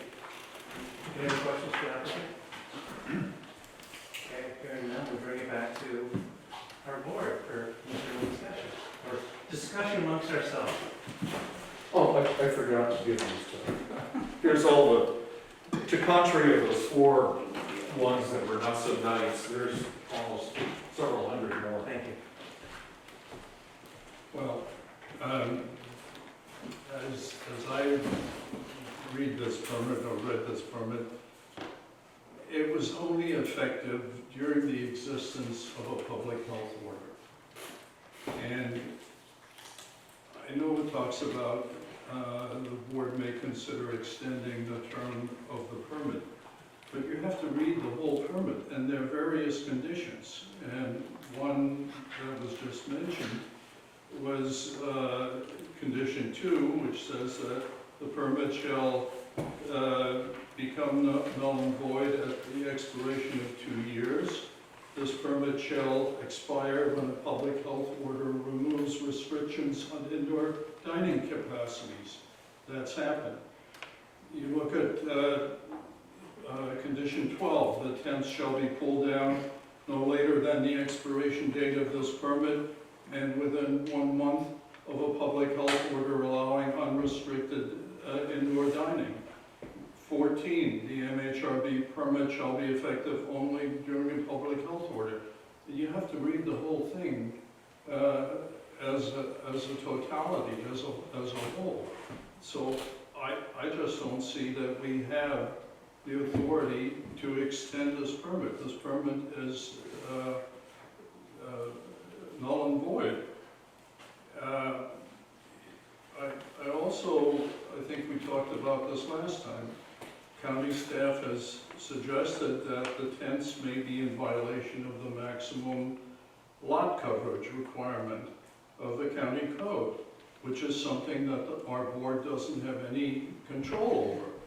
So, county staff noted that in the past, the Planning and Building Services has not counted temporary tents toward lot coverage, and temporary being defined as less than 180 days. So at this point, it seems to me we're limited to granting a temporary permit for the tent for 180 days in view of the lot coverage issue. We also haven't heard from the Mendocino City Services District concerning the increased water issue, which a number of people have commented on this item have certainly raised. So, and then finally, we have the issue of, are the tents harmonious with the historic district and consistent with the design guidelines? I have a hard time saying that they are. Thank you. You I think the way I look at this sort of thing is that businesses have a number of hoops to jump through, and the lot coverage issue and the water issue are gonna be hoops that are jumped through somewhere else, and we don't actually have to concern ourselves with that. And what is before us here is, you know, what do we think about the tent within our purview of what we can address, which I think does somewhat, the economic issues of the town, I think, do affect our ability when we're looking at historical aspects. I mean, I don't think that Tony's wrong when he says that there's time and a place where tents were used a lot. I mean, during the logging era here, there were whole camps full of tents. Granted, we're a long way from the logging era. So what I'd like to do is look at where we are right now, and where I think we are is that we need seating for restaurants. We need visitor serving facilities in this town. And until those other hoops, those other agencies figure out a way to grant a more business-friendly environment in this town and update the Mendocino Town Plan, I don't want the Historical Review Board to be in the way of frankly, having enough seats for the people who are in town. It gets very, very crowded. It lines out the door at many of the restaurants. So I also think that 2 years is temporary. I don't think 2 years is a very long time in a business cycle or in the scheme of things. It's, you know, it's only COVID happened, it's been 2 years, it goes by really, really fast. So I'm basically, also, I think, you know, Tony is the one business who's, he's here, he's trying to jump through the hoops, you know, and if we're not receptive to people who are trying to jump through the hoops, we're sending a signal to everybody, don't try to jump through the hoops, because you're not gonna make it. So my tendency is to go ahead and allow for a 2-year extension. I would even strike out the requirement to take the tent up and down. That seems like sort of undue and additional work that doesn't really benefit us. If it looks good enough in the winter, I think it looks good enough in the summertime. And that would be my inclination. Mr. Saunders? So I'm not ever convinced by the precedent argument, and everybody listening should know that. You know, just because one person does it doesn't mean to say everybody can do it, because conditions change, the view may change, etc., etc. So I'm not terribly convinced by that. I think that some of the arguments that are there about stocking the restaurant and public urination are going to be there in the winter, and you know they're probably going to be there in the summer too. So I'm not terribly convinced by that either. I don't think the tent is particularly unsightly. I think the vegetation sort of really shields it pretty well. So what we're talking about is seating, really. I mean, so the thing I'm bound up in, that's why I asked the question, is if we took the tent down, you know, will people still come? I mean, I understand the weather, but frankly, I've been here a few years and it never rains between May and, you know, October, November, so you get cold days, but you get those anyway. So, I think on balance, if we do this, we're making tents permanent, and I would extend the ordinance, but under the rules that has to come down in the summer and not in the winter. That's what I would, and I'm not sure we have freedom, by the way, to do anything else based on director's comments. Thank you. I'll throw my last 2 cents. I I went from that table to this table 5 years ago. I worked for governments in cities and counties for 23 years. And I understand how we're hamstrung by rules and regulations that everyone has to abide by. Director Krog and I were talking about earlier this evening about how it's challenging. And so now here I am on the other side of the table, now running my own business, and I totally get that. And I think what Holmes said was that when we heard this in October of 2020, we were really trying hard to make things work and turn a blind eye to certain things on a temporary basis because we understood the need to do that. And part of it was, I benefited from that personally, not that it was a financial thing that I directly got from it, but as a town, one of two towns in the state of California who has historic recognition as an entire town historic district, it's really special. And what I like to tell my guests, and I've mentioned this before at other meetings, and I'm putting my hat as a lodging owner, my guests come in and I always ask them a question when I set them in. When was the last time you were in Mendocino? And it doesn't matter what the response is, my response to them is, hasn't changed. Could be a year, could be a week, could be 30 years. We get all of it.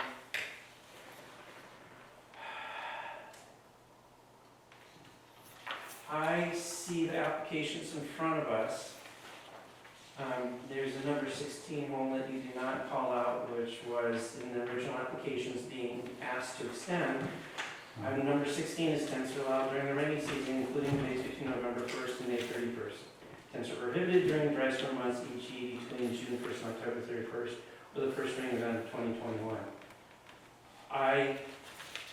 I'm of the feeling that if Mr. Graham wants to come before us with a year-round request for a tent in the parcel that is owned by Mendoza's that he's leasing, that will be a separate request, a separate application, a separate permit, which we would then have to go through.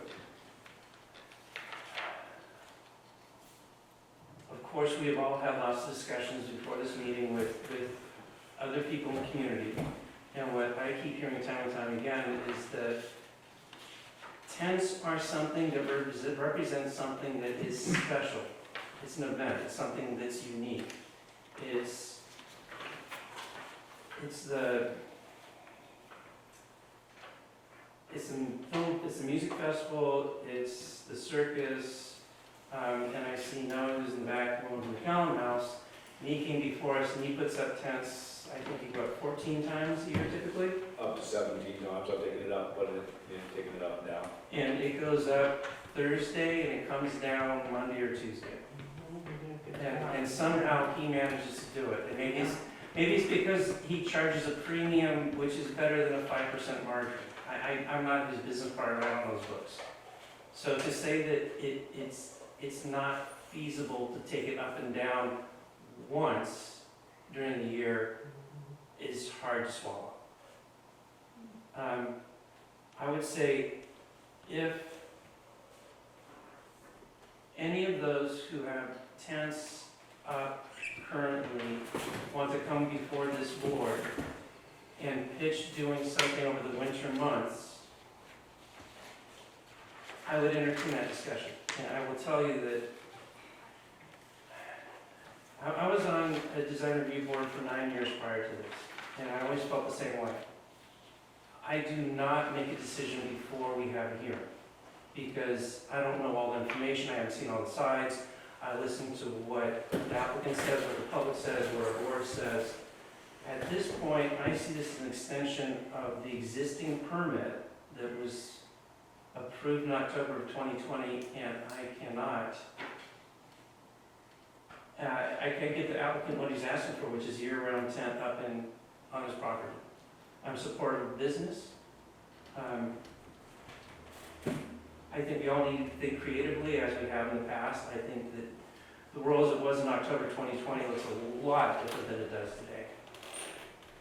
So I can't support the application as it is, but I would, my opinion is if I would encourage the applicant to come back with something that is not an extension of the existing permit, but a new permit application, to then go before us, and we can review that on its own merits.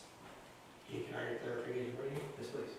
So it sounds like what you would support is. What I would consider. Okay, what you would consider is going ahead and extending it for 2 years with the current condition that it's taken down in the summertime. What you would not consider supporting is a modification to the current application. The application is what the applicant put in. It's an extension to the existing application, and I can't, in my heart, give him this when this application asks for this. Right, so you would support what? I would consider the application. I still have, and I can always be convinced otherwise, but I've got a little bit of an issue. Like I said, when I talk to people around here, both visitors and residents, a tent says something that's spectacular, that's a neat thing, it's a short term, it's a flash in the pan, it's what it is, and then it's gone. So having it up year round, I can be convinced otherwise, but I'm supporting businesses. Like I said, I think there are other ways of thinking outside the box. Umbrellas are great, we've always allowed those. But the application is for an extension of the existing application, which is not what the applicant's asking for. If I may I'm just, sorry. So it did, the original permit was to take the tent down in the summer. Yes. So if we sit here today and say we want to approve an extension to the 2-year permit, what we're approving is an extension that says you take the tent down in the summer, and up in the winter. We're not approving a blanket, all year round tent. if I may, I just wanted to clarify for both the review board members and for the public present that the August 8th, 2023 date for the expiration of the urgency ordinance that many of these tents were operating under year-round, that is for filing the permit. So if Mr. Graham did wish to retain the tent on a permanent basis, he has until August 8th of this year to file a formal MHRB application to request year-round operation. So I just wanted to make sure that the review board was aware of that as well. Thank you, this is very good to clarify. And I must say, I still don't understand how we can approve an extension of the permit. This permit was tied to the existence of a public health order. And so I would insist that county council rule on that question, because I don't believe that our board can extend this permit. The county health, the public health order doesn't exist anymore. So I don't see how we can extend this permit. That was another of my questions, because as I understand it, this gentleman was the only person who came in for a permit, and we approved the permit, and we approved it for winter only. When the ordinance came in, yeah, you can keep it up. But if we're being asked to extend the permit, what we're being asked to extend, and I realize there's some confusion over that, what we're being asked to extend is the original permit, as I understand it, which was for the tent to be up in the winter and down in the summer. And as Holmes says, underneath this concept of it being under the public health officer, this permit shall expire when a public health order regulates restrictions on indoor dining capacities. It says that 3 times in here. So, I totally see what you're saying, so I guess we could, I think I know where the vote's gonna fall, it could be split, which means a denial. I don't know that we even have the ability to approve it. I have well to add, to So I'm continue the lack I guess of I'm so clarity. confused about what actually we're being asked to. Well, so to vote on. continue the lack of clarity, I Thank think you. where this really stemmed from is the condition 15, and this is where conditions really matter and how they're crafted, because this board is now grappling with what do we do with this condition here. It said upon written request, the review board may consider extending the term of this MHRB permit. And that's left open-ended. Doesn't say it has to be when the public health emergency is still effective. The which permit? But it isn't, The, doesn't, the okay, permit in front of you, but the permit that's placed in front of us has written other conditions. conditions about the public health order. And so the conditions can't, everything, well, if we approve it and add a couple of years, it has to be under the existing conditions, right? Same as if we do the sign ordinance, and we have someone who wants to move from location to A to location B with new ownership, we can't approve that because the prior conditions say it only stays with the current business owner, right? What I'm saying is, the way this condition is written, I think it can be read in multiple ways, but I understand what you're saying, is saying that it's only effective during the public health order. Okay. I think the applicant and possibly county staff was under the understanding, and this could be right or wrong from that review board meeting, that they would have the potential ability upon written request to extend it. Because otherwise, if I go through this, if the public health order, I'm not sure why a condition saying to extend the permit, you could extend the permit upon written request would be included if it was only tied to the public health order, because it would have remained valid during that entire time, if that makes sense. Yeah, so I think what I like to put forth is that I don't see a way, and I think Paul and I are probably on the same page, I can't extend this permit. But what I would suggest is if the applicant is interested in maintaining the tent over the leased lot space, that they come to the county with a new application defining what their plan is and how they're going to do it without anything about public health order or COVID conditions, just straightforward, tell us what you want and what you're going to do.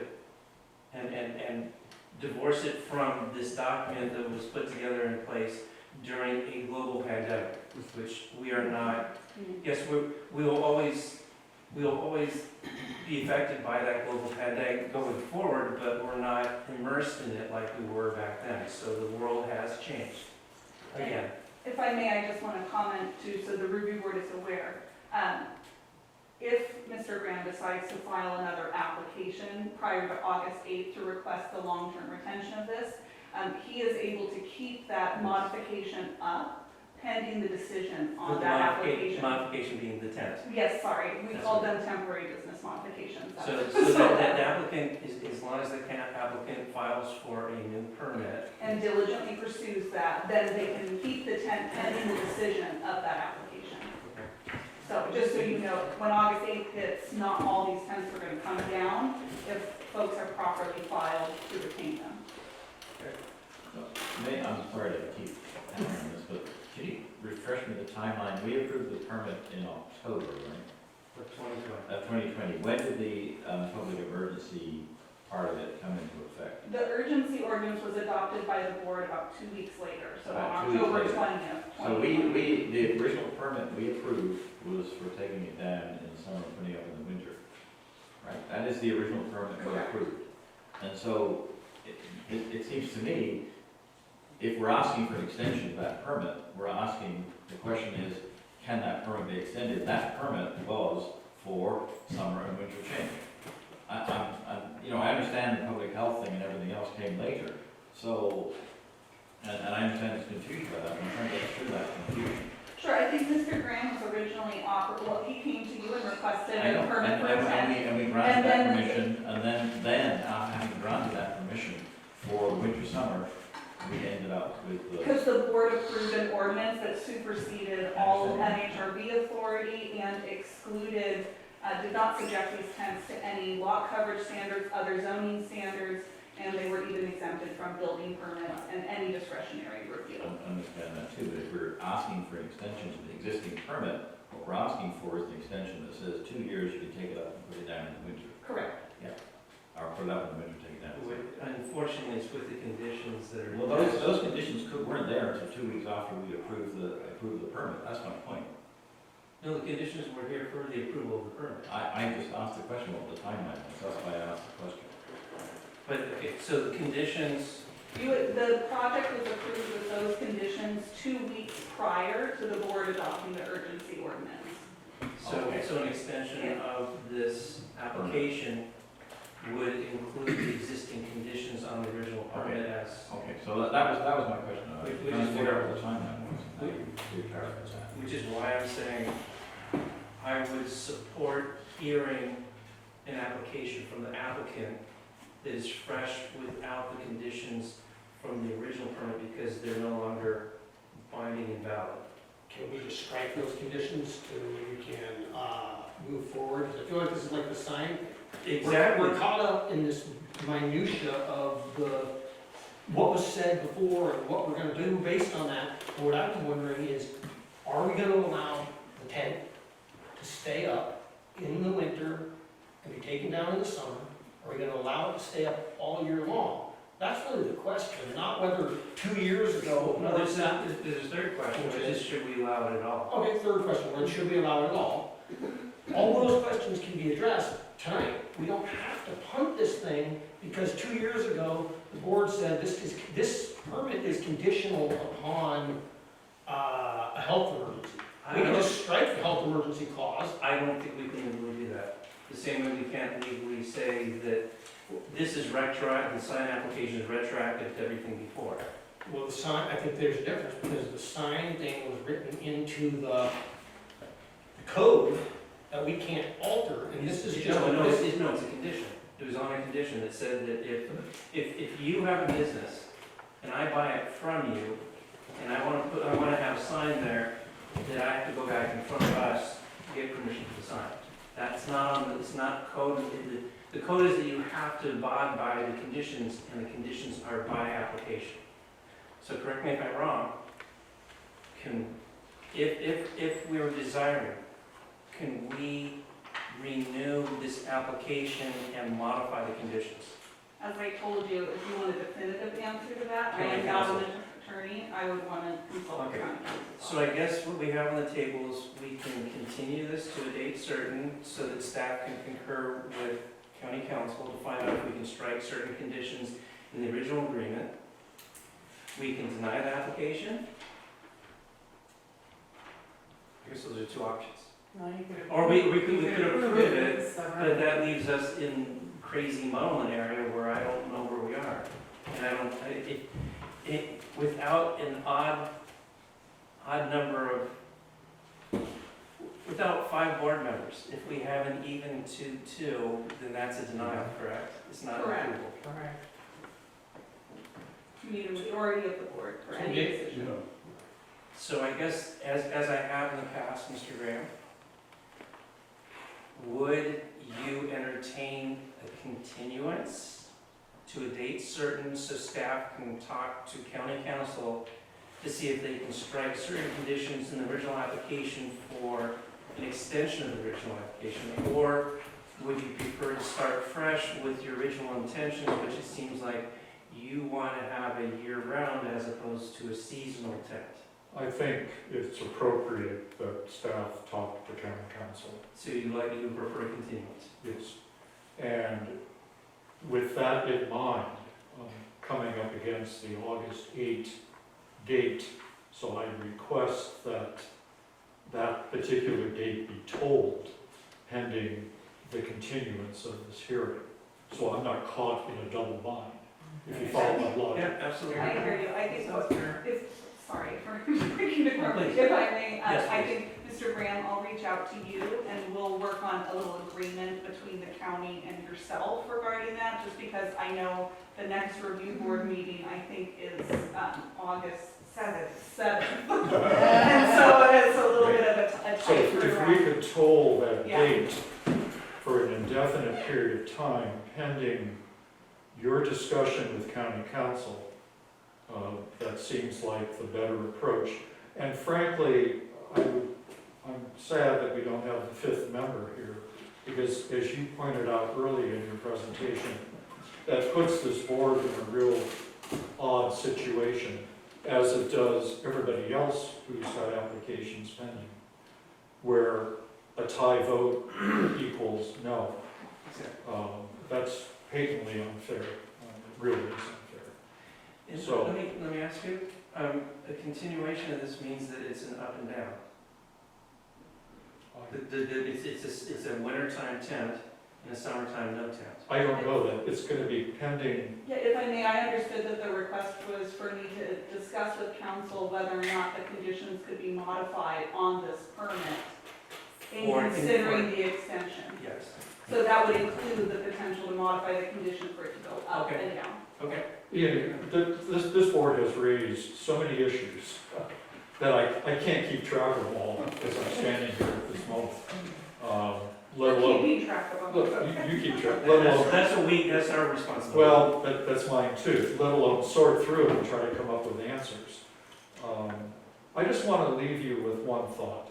Please do not broad brush me with any other restaurant in this town.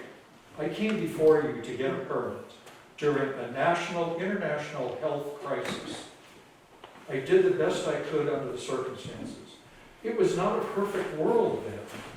It was a horrible situation then. Yes, things have changed, but I'm doing the best I can to operate a business, to provide food for your guests, to provide food for Ishvi's crew, to provide sustenance to this community. If this community does not want Patterson's, believe me, at 77 years old, I'm ready to retire. And Patterson's can just go bye-bye. And I will say, Mr. Graham, as I stated before, when we made our decision in October of 2020, that was first and foremost in our minds. And that was a global pandemic, and that was not the same place we were in a year prior, nor is it the same place we were in 2.5 years after.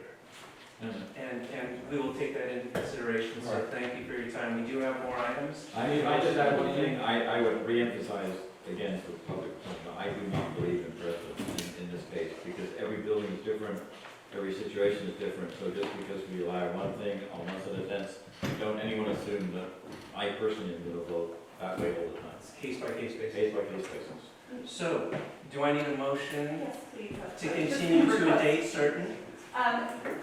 The Or, board, I can't speak for how quickly I'm I going know. to hear back from council. So you could continue to August 7th, but it may very well be that we post a memo requesting a continuance again if we have not heard back in sufficient time. what is most beneficial to staff? It is most beneficial to continue to a date certain, so, but I would suggest that we give council until probably September, the September meeting, to be able to respond.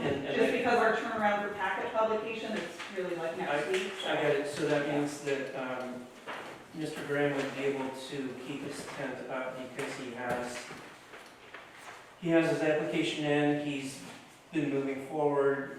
When August 8th comes, if we take this, I'm looking at my calendar, if we take this to a date certain of September 4th, If I may, through the chair, Yeah. December 4th is It's a Labor holiday. Day. So December it would be 11th. 11th. September 11th. another special day.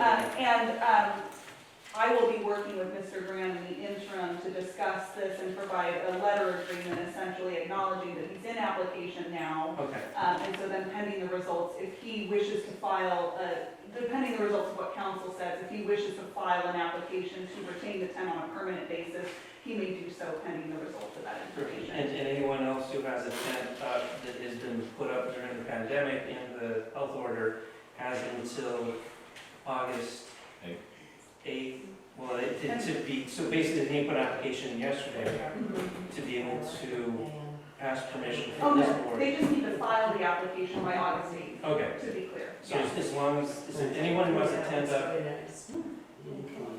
Ms. Lamb? Thank you. Anyone who has a tent up and wants to keep it up has to file a application by August 8th, 8th. yes. Thank you. Um, So I have a motion to continue this to our meeting on September 11th, I make a motion that we continue this meeting until September 11th. not the meeting, but Yeah, later. I need to eat something. bathroom breaks for two. I'll second. Okay, so we got a motion and a second. Should we do roll call or just take a Just a voice vote. voice vote? All in favor? Aye. Aye. Any opposed? Unanimously, the four board members. And Mr. Graham, If I hear from council sooner, I'll be in touch with you. You got my cell. I do, yes. Thank you. We're gonna take a 5-minute break so that we can get back to this. And Mr. Graham, I just want to say thank you for your due diligence in coming before us. We look forward to meeting. I'll talk about it after the meeting.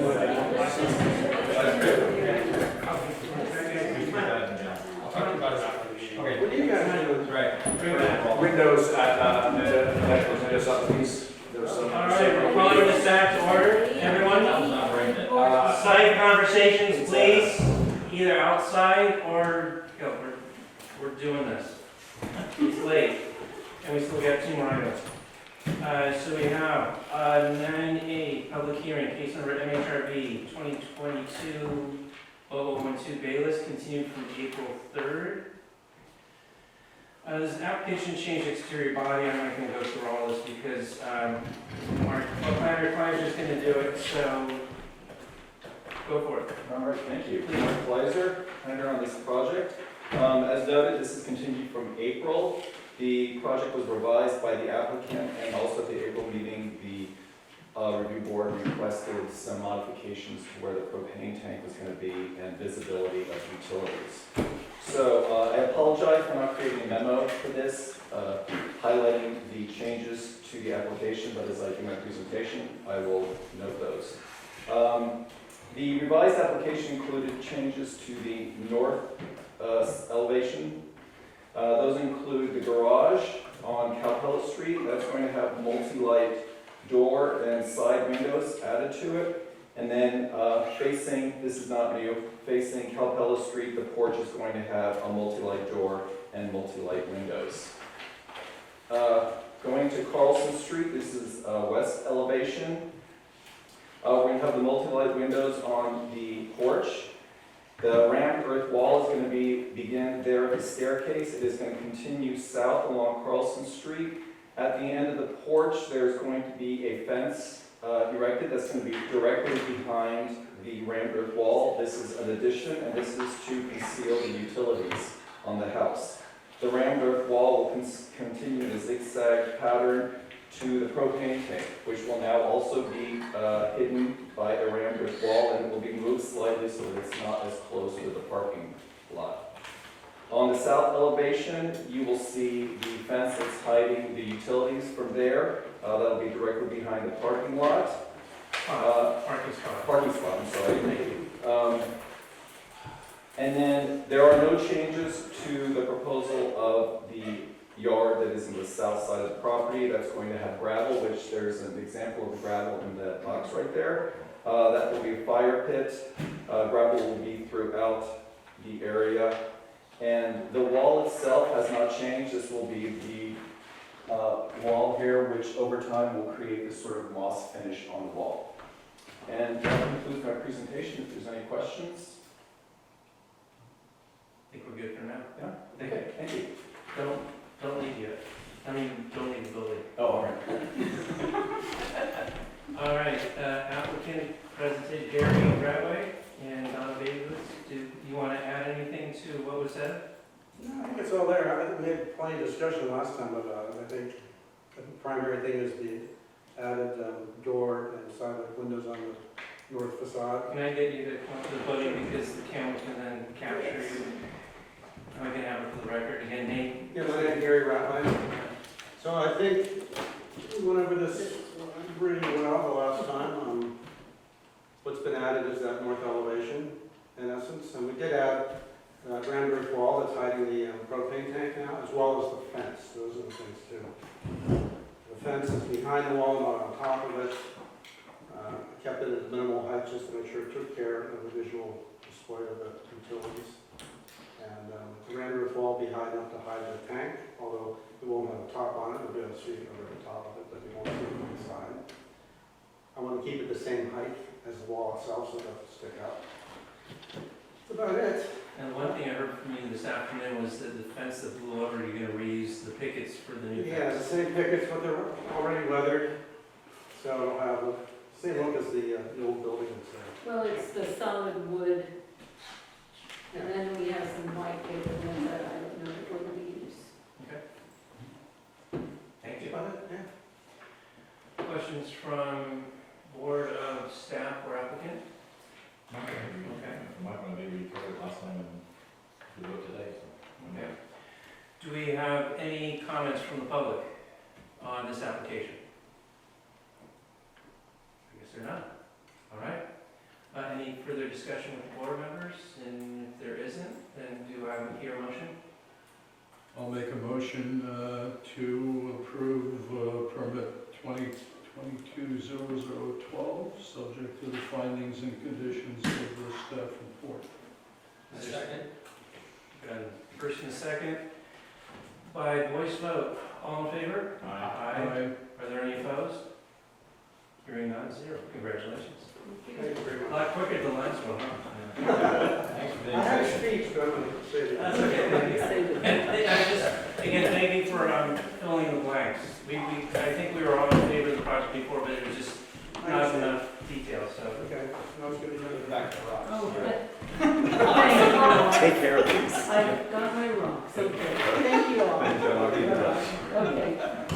Which brings us to 9B, which is MHRD 2022-019, and this has to do with Mendo Realty Partners and the changing out of windows. So, Planner Baldwin, you're up.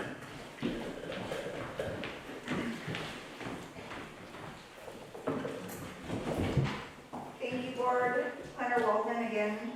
And tonight I'm here to reintroduce the Mendocino Historical Review Board Project 2219 for Mendo's Realty Partners. The request was last heard in front of you, or presented in front of you on March 6th, and continuing today to do for you guys to allow the landowners and the agents more time to provide additional information that you requested, including elevations and window specs that are consistent with the Mendocino Historical Review Board guidelines. And there should be a memorandum that has been printed out and put in front of you today where the applicant and their contractor have provided elevations where they indicate which windows are to be replaced, which ones will be custom made, and which ones will be of a specific window specification. And in there they have included 2 options where they are requesting either a clad wood or a full wood frame for the remaining windows that will not be truly divided light. We did our site visit today, and there were some questions about which windows would be where, and I did have a larger printout maybe, and it may be in color. I'm not sure if the printout in front of you is in color, but there are specific windows that are noted R, and they are on the presentation here in yellow, where those would be the gen weld, where there's 2 options requested from the applicant presented to you today. And then there's the blue marks for the 4 custom wood windows that will be made locally with redwood material. And those 4 custom windows will be truly divided lights as represented in the elevations. The building is the building is designated as a Category 2 historic resource. The Fraser House that was built in 1919. Condition number 6 is where all exterior windows shall be made of wood. Wood frame shall be painted to match the existing white trim which is proposed. Windows shall be truly divided lights. So they're proposing 4 custom-made windows with truly divided lights, and the remaining will not be truly divided, they'll just be double hung. Wood or wood clad, depending on the review board.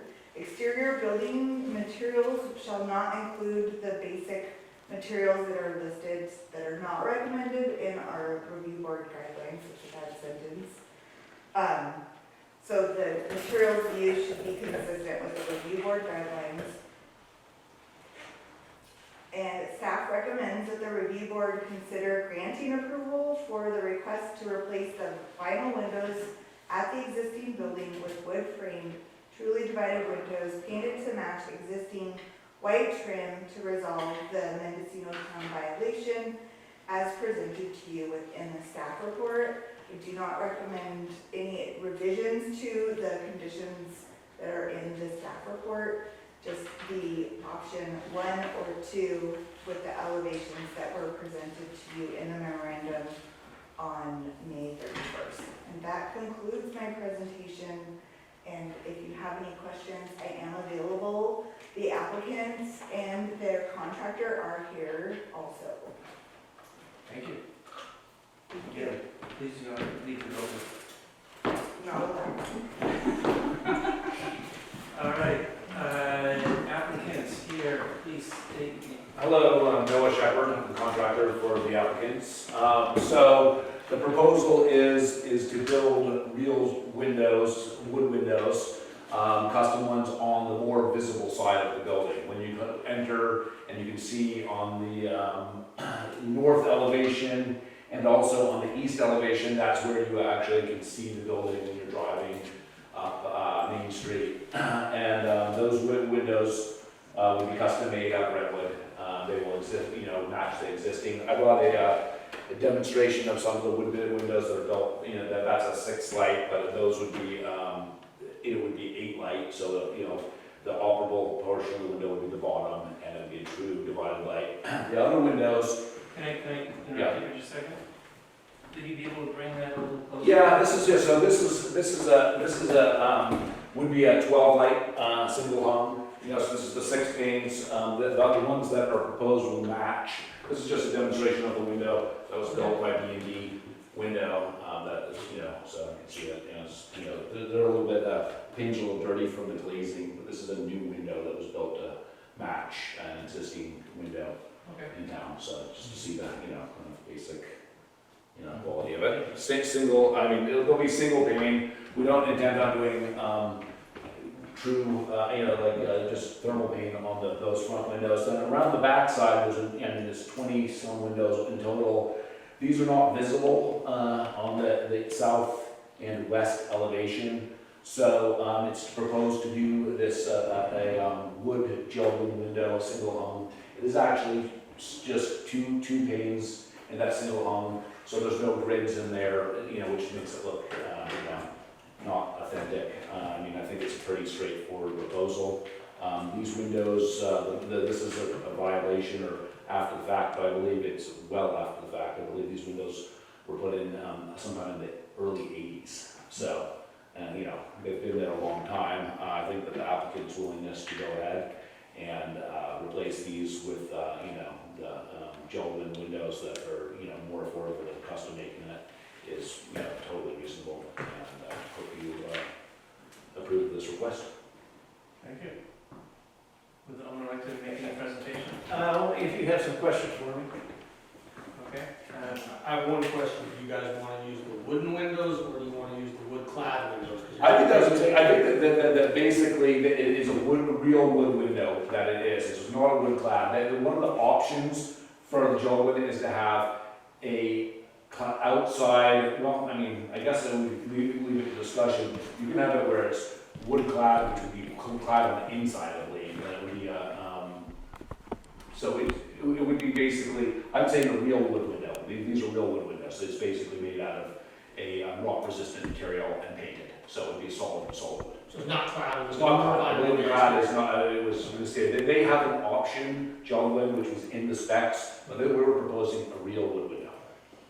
And just for clarification, the wood clad means it's wood clad on the inside, Right. but the outside is vinyl or aluminum or something. And that's not what we're requesting. This is a solid. They have that option within their line, so I think that's where the confusion comes in. This is a solid wood window, wood on the inside, wood on the outside, non-clad.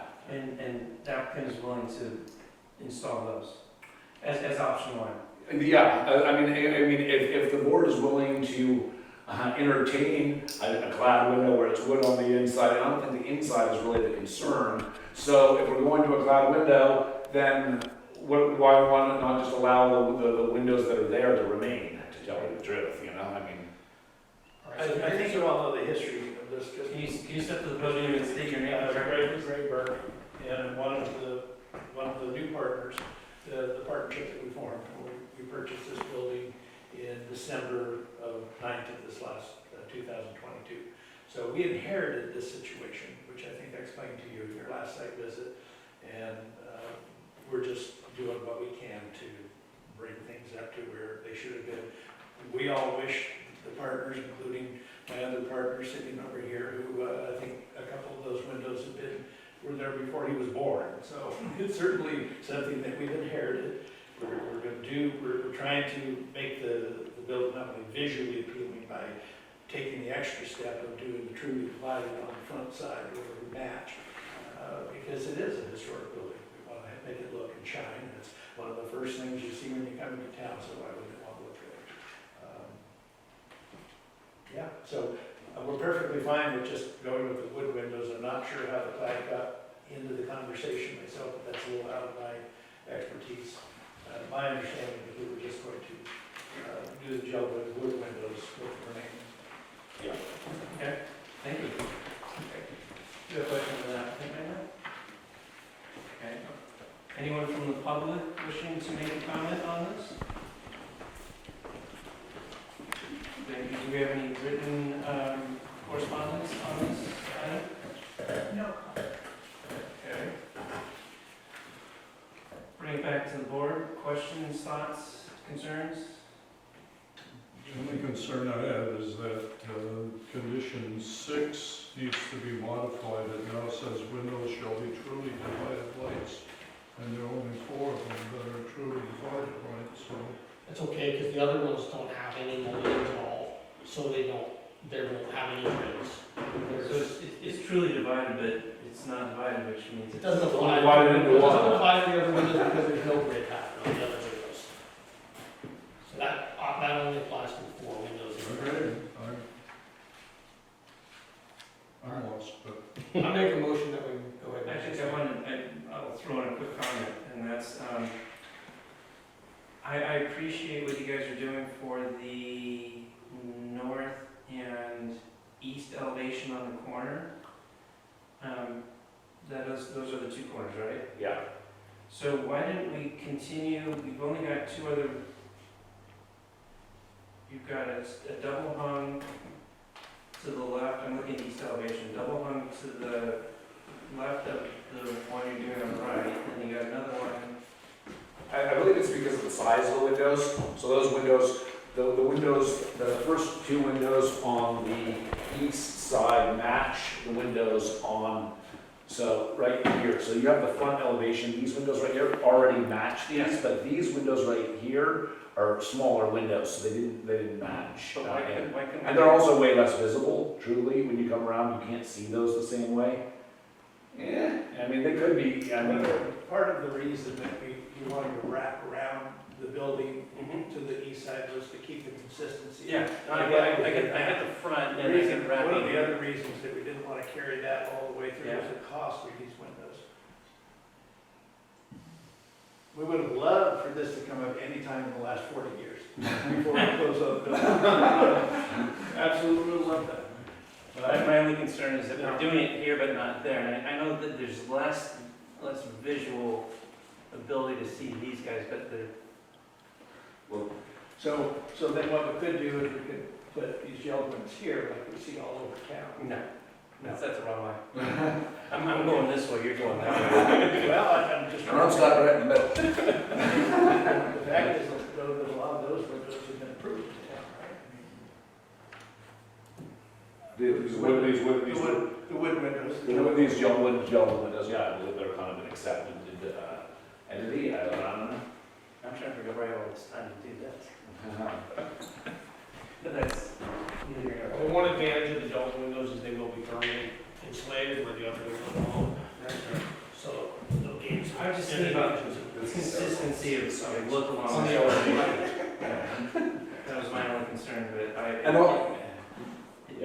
it's not gonna, it's not gonna come in. I wouldn't, as long as we've heard that they were all wood windows, not the wood clad, I can hang with that. I'm gonna make a motion that we go with that, all wood windows, and we approve it as it is. So we got a motion and a second? All in favor? Aye. Any opposed? None. Congratulations. Thank you, gentlemen. Thank you. Thank you for doing this. Thank you, the county. Thank you, everybody. We did matters for action staff. There's no items on the agenda of action staff. Got a motion to I'm adjourn. sorry, you have a hand raised. Sorry. Yes, yes. Thinking,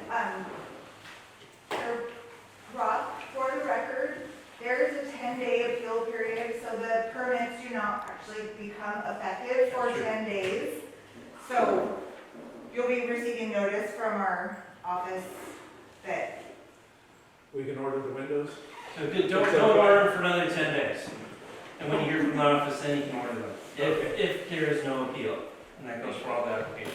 Are we good? Yes. thank you. Do I need a motion for No, adjournment? you're good, just the. Oh, I'm motion for adjournment, you can say what time. It is 9:29 on the 10th. I am officially adjourning this meeting. Thank you all. We'll see you. No, August? August.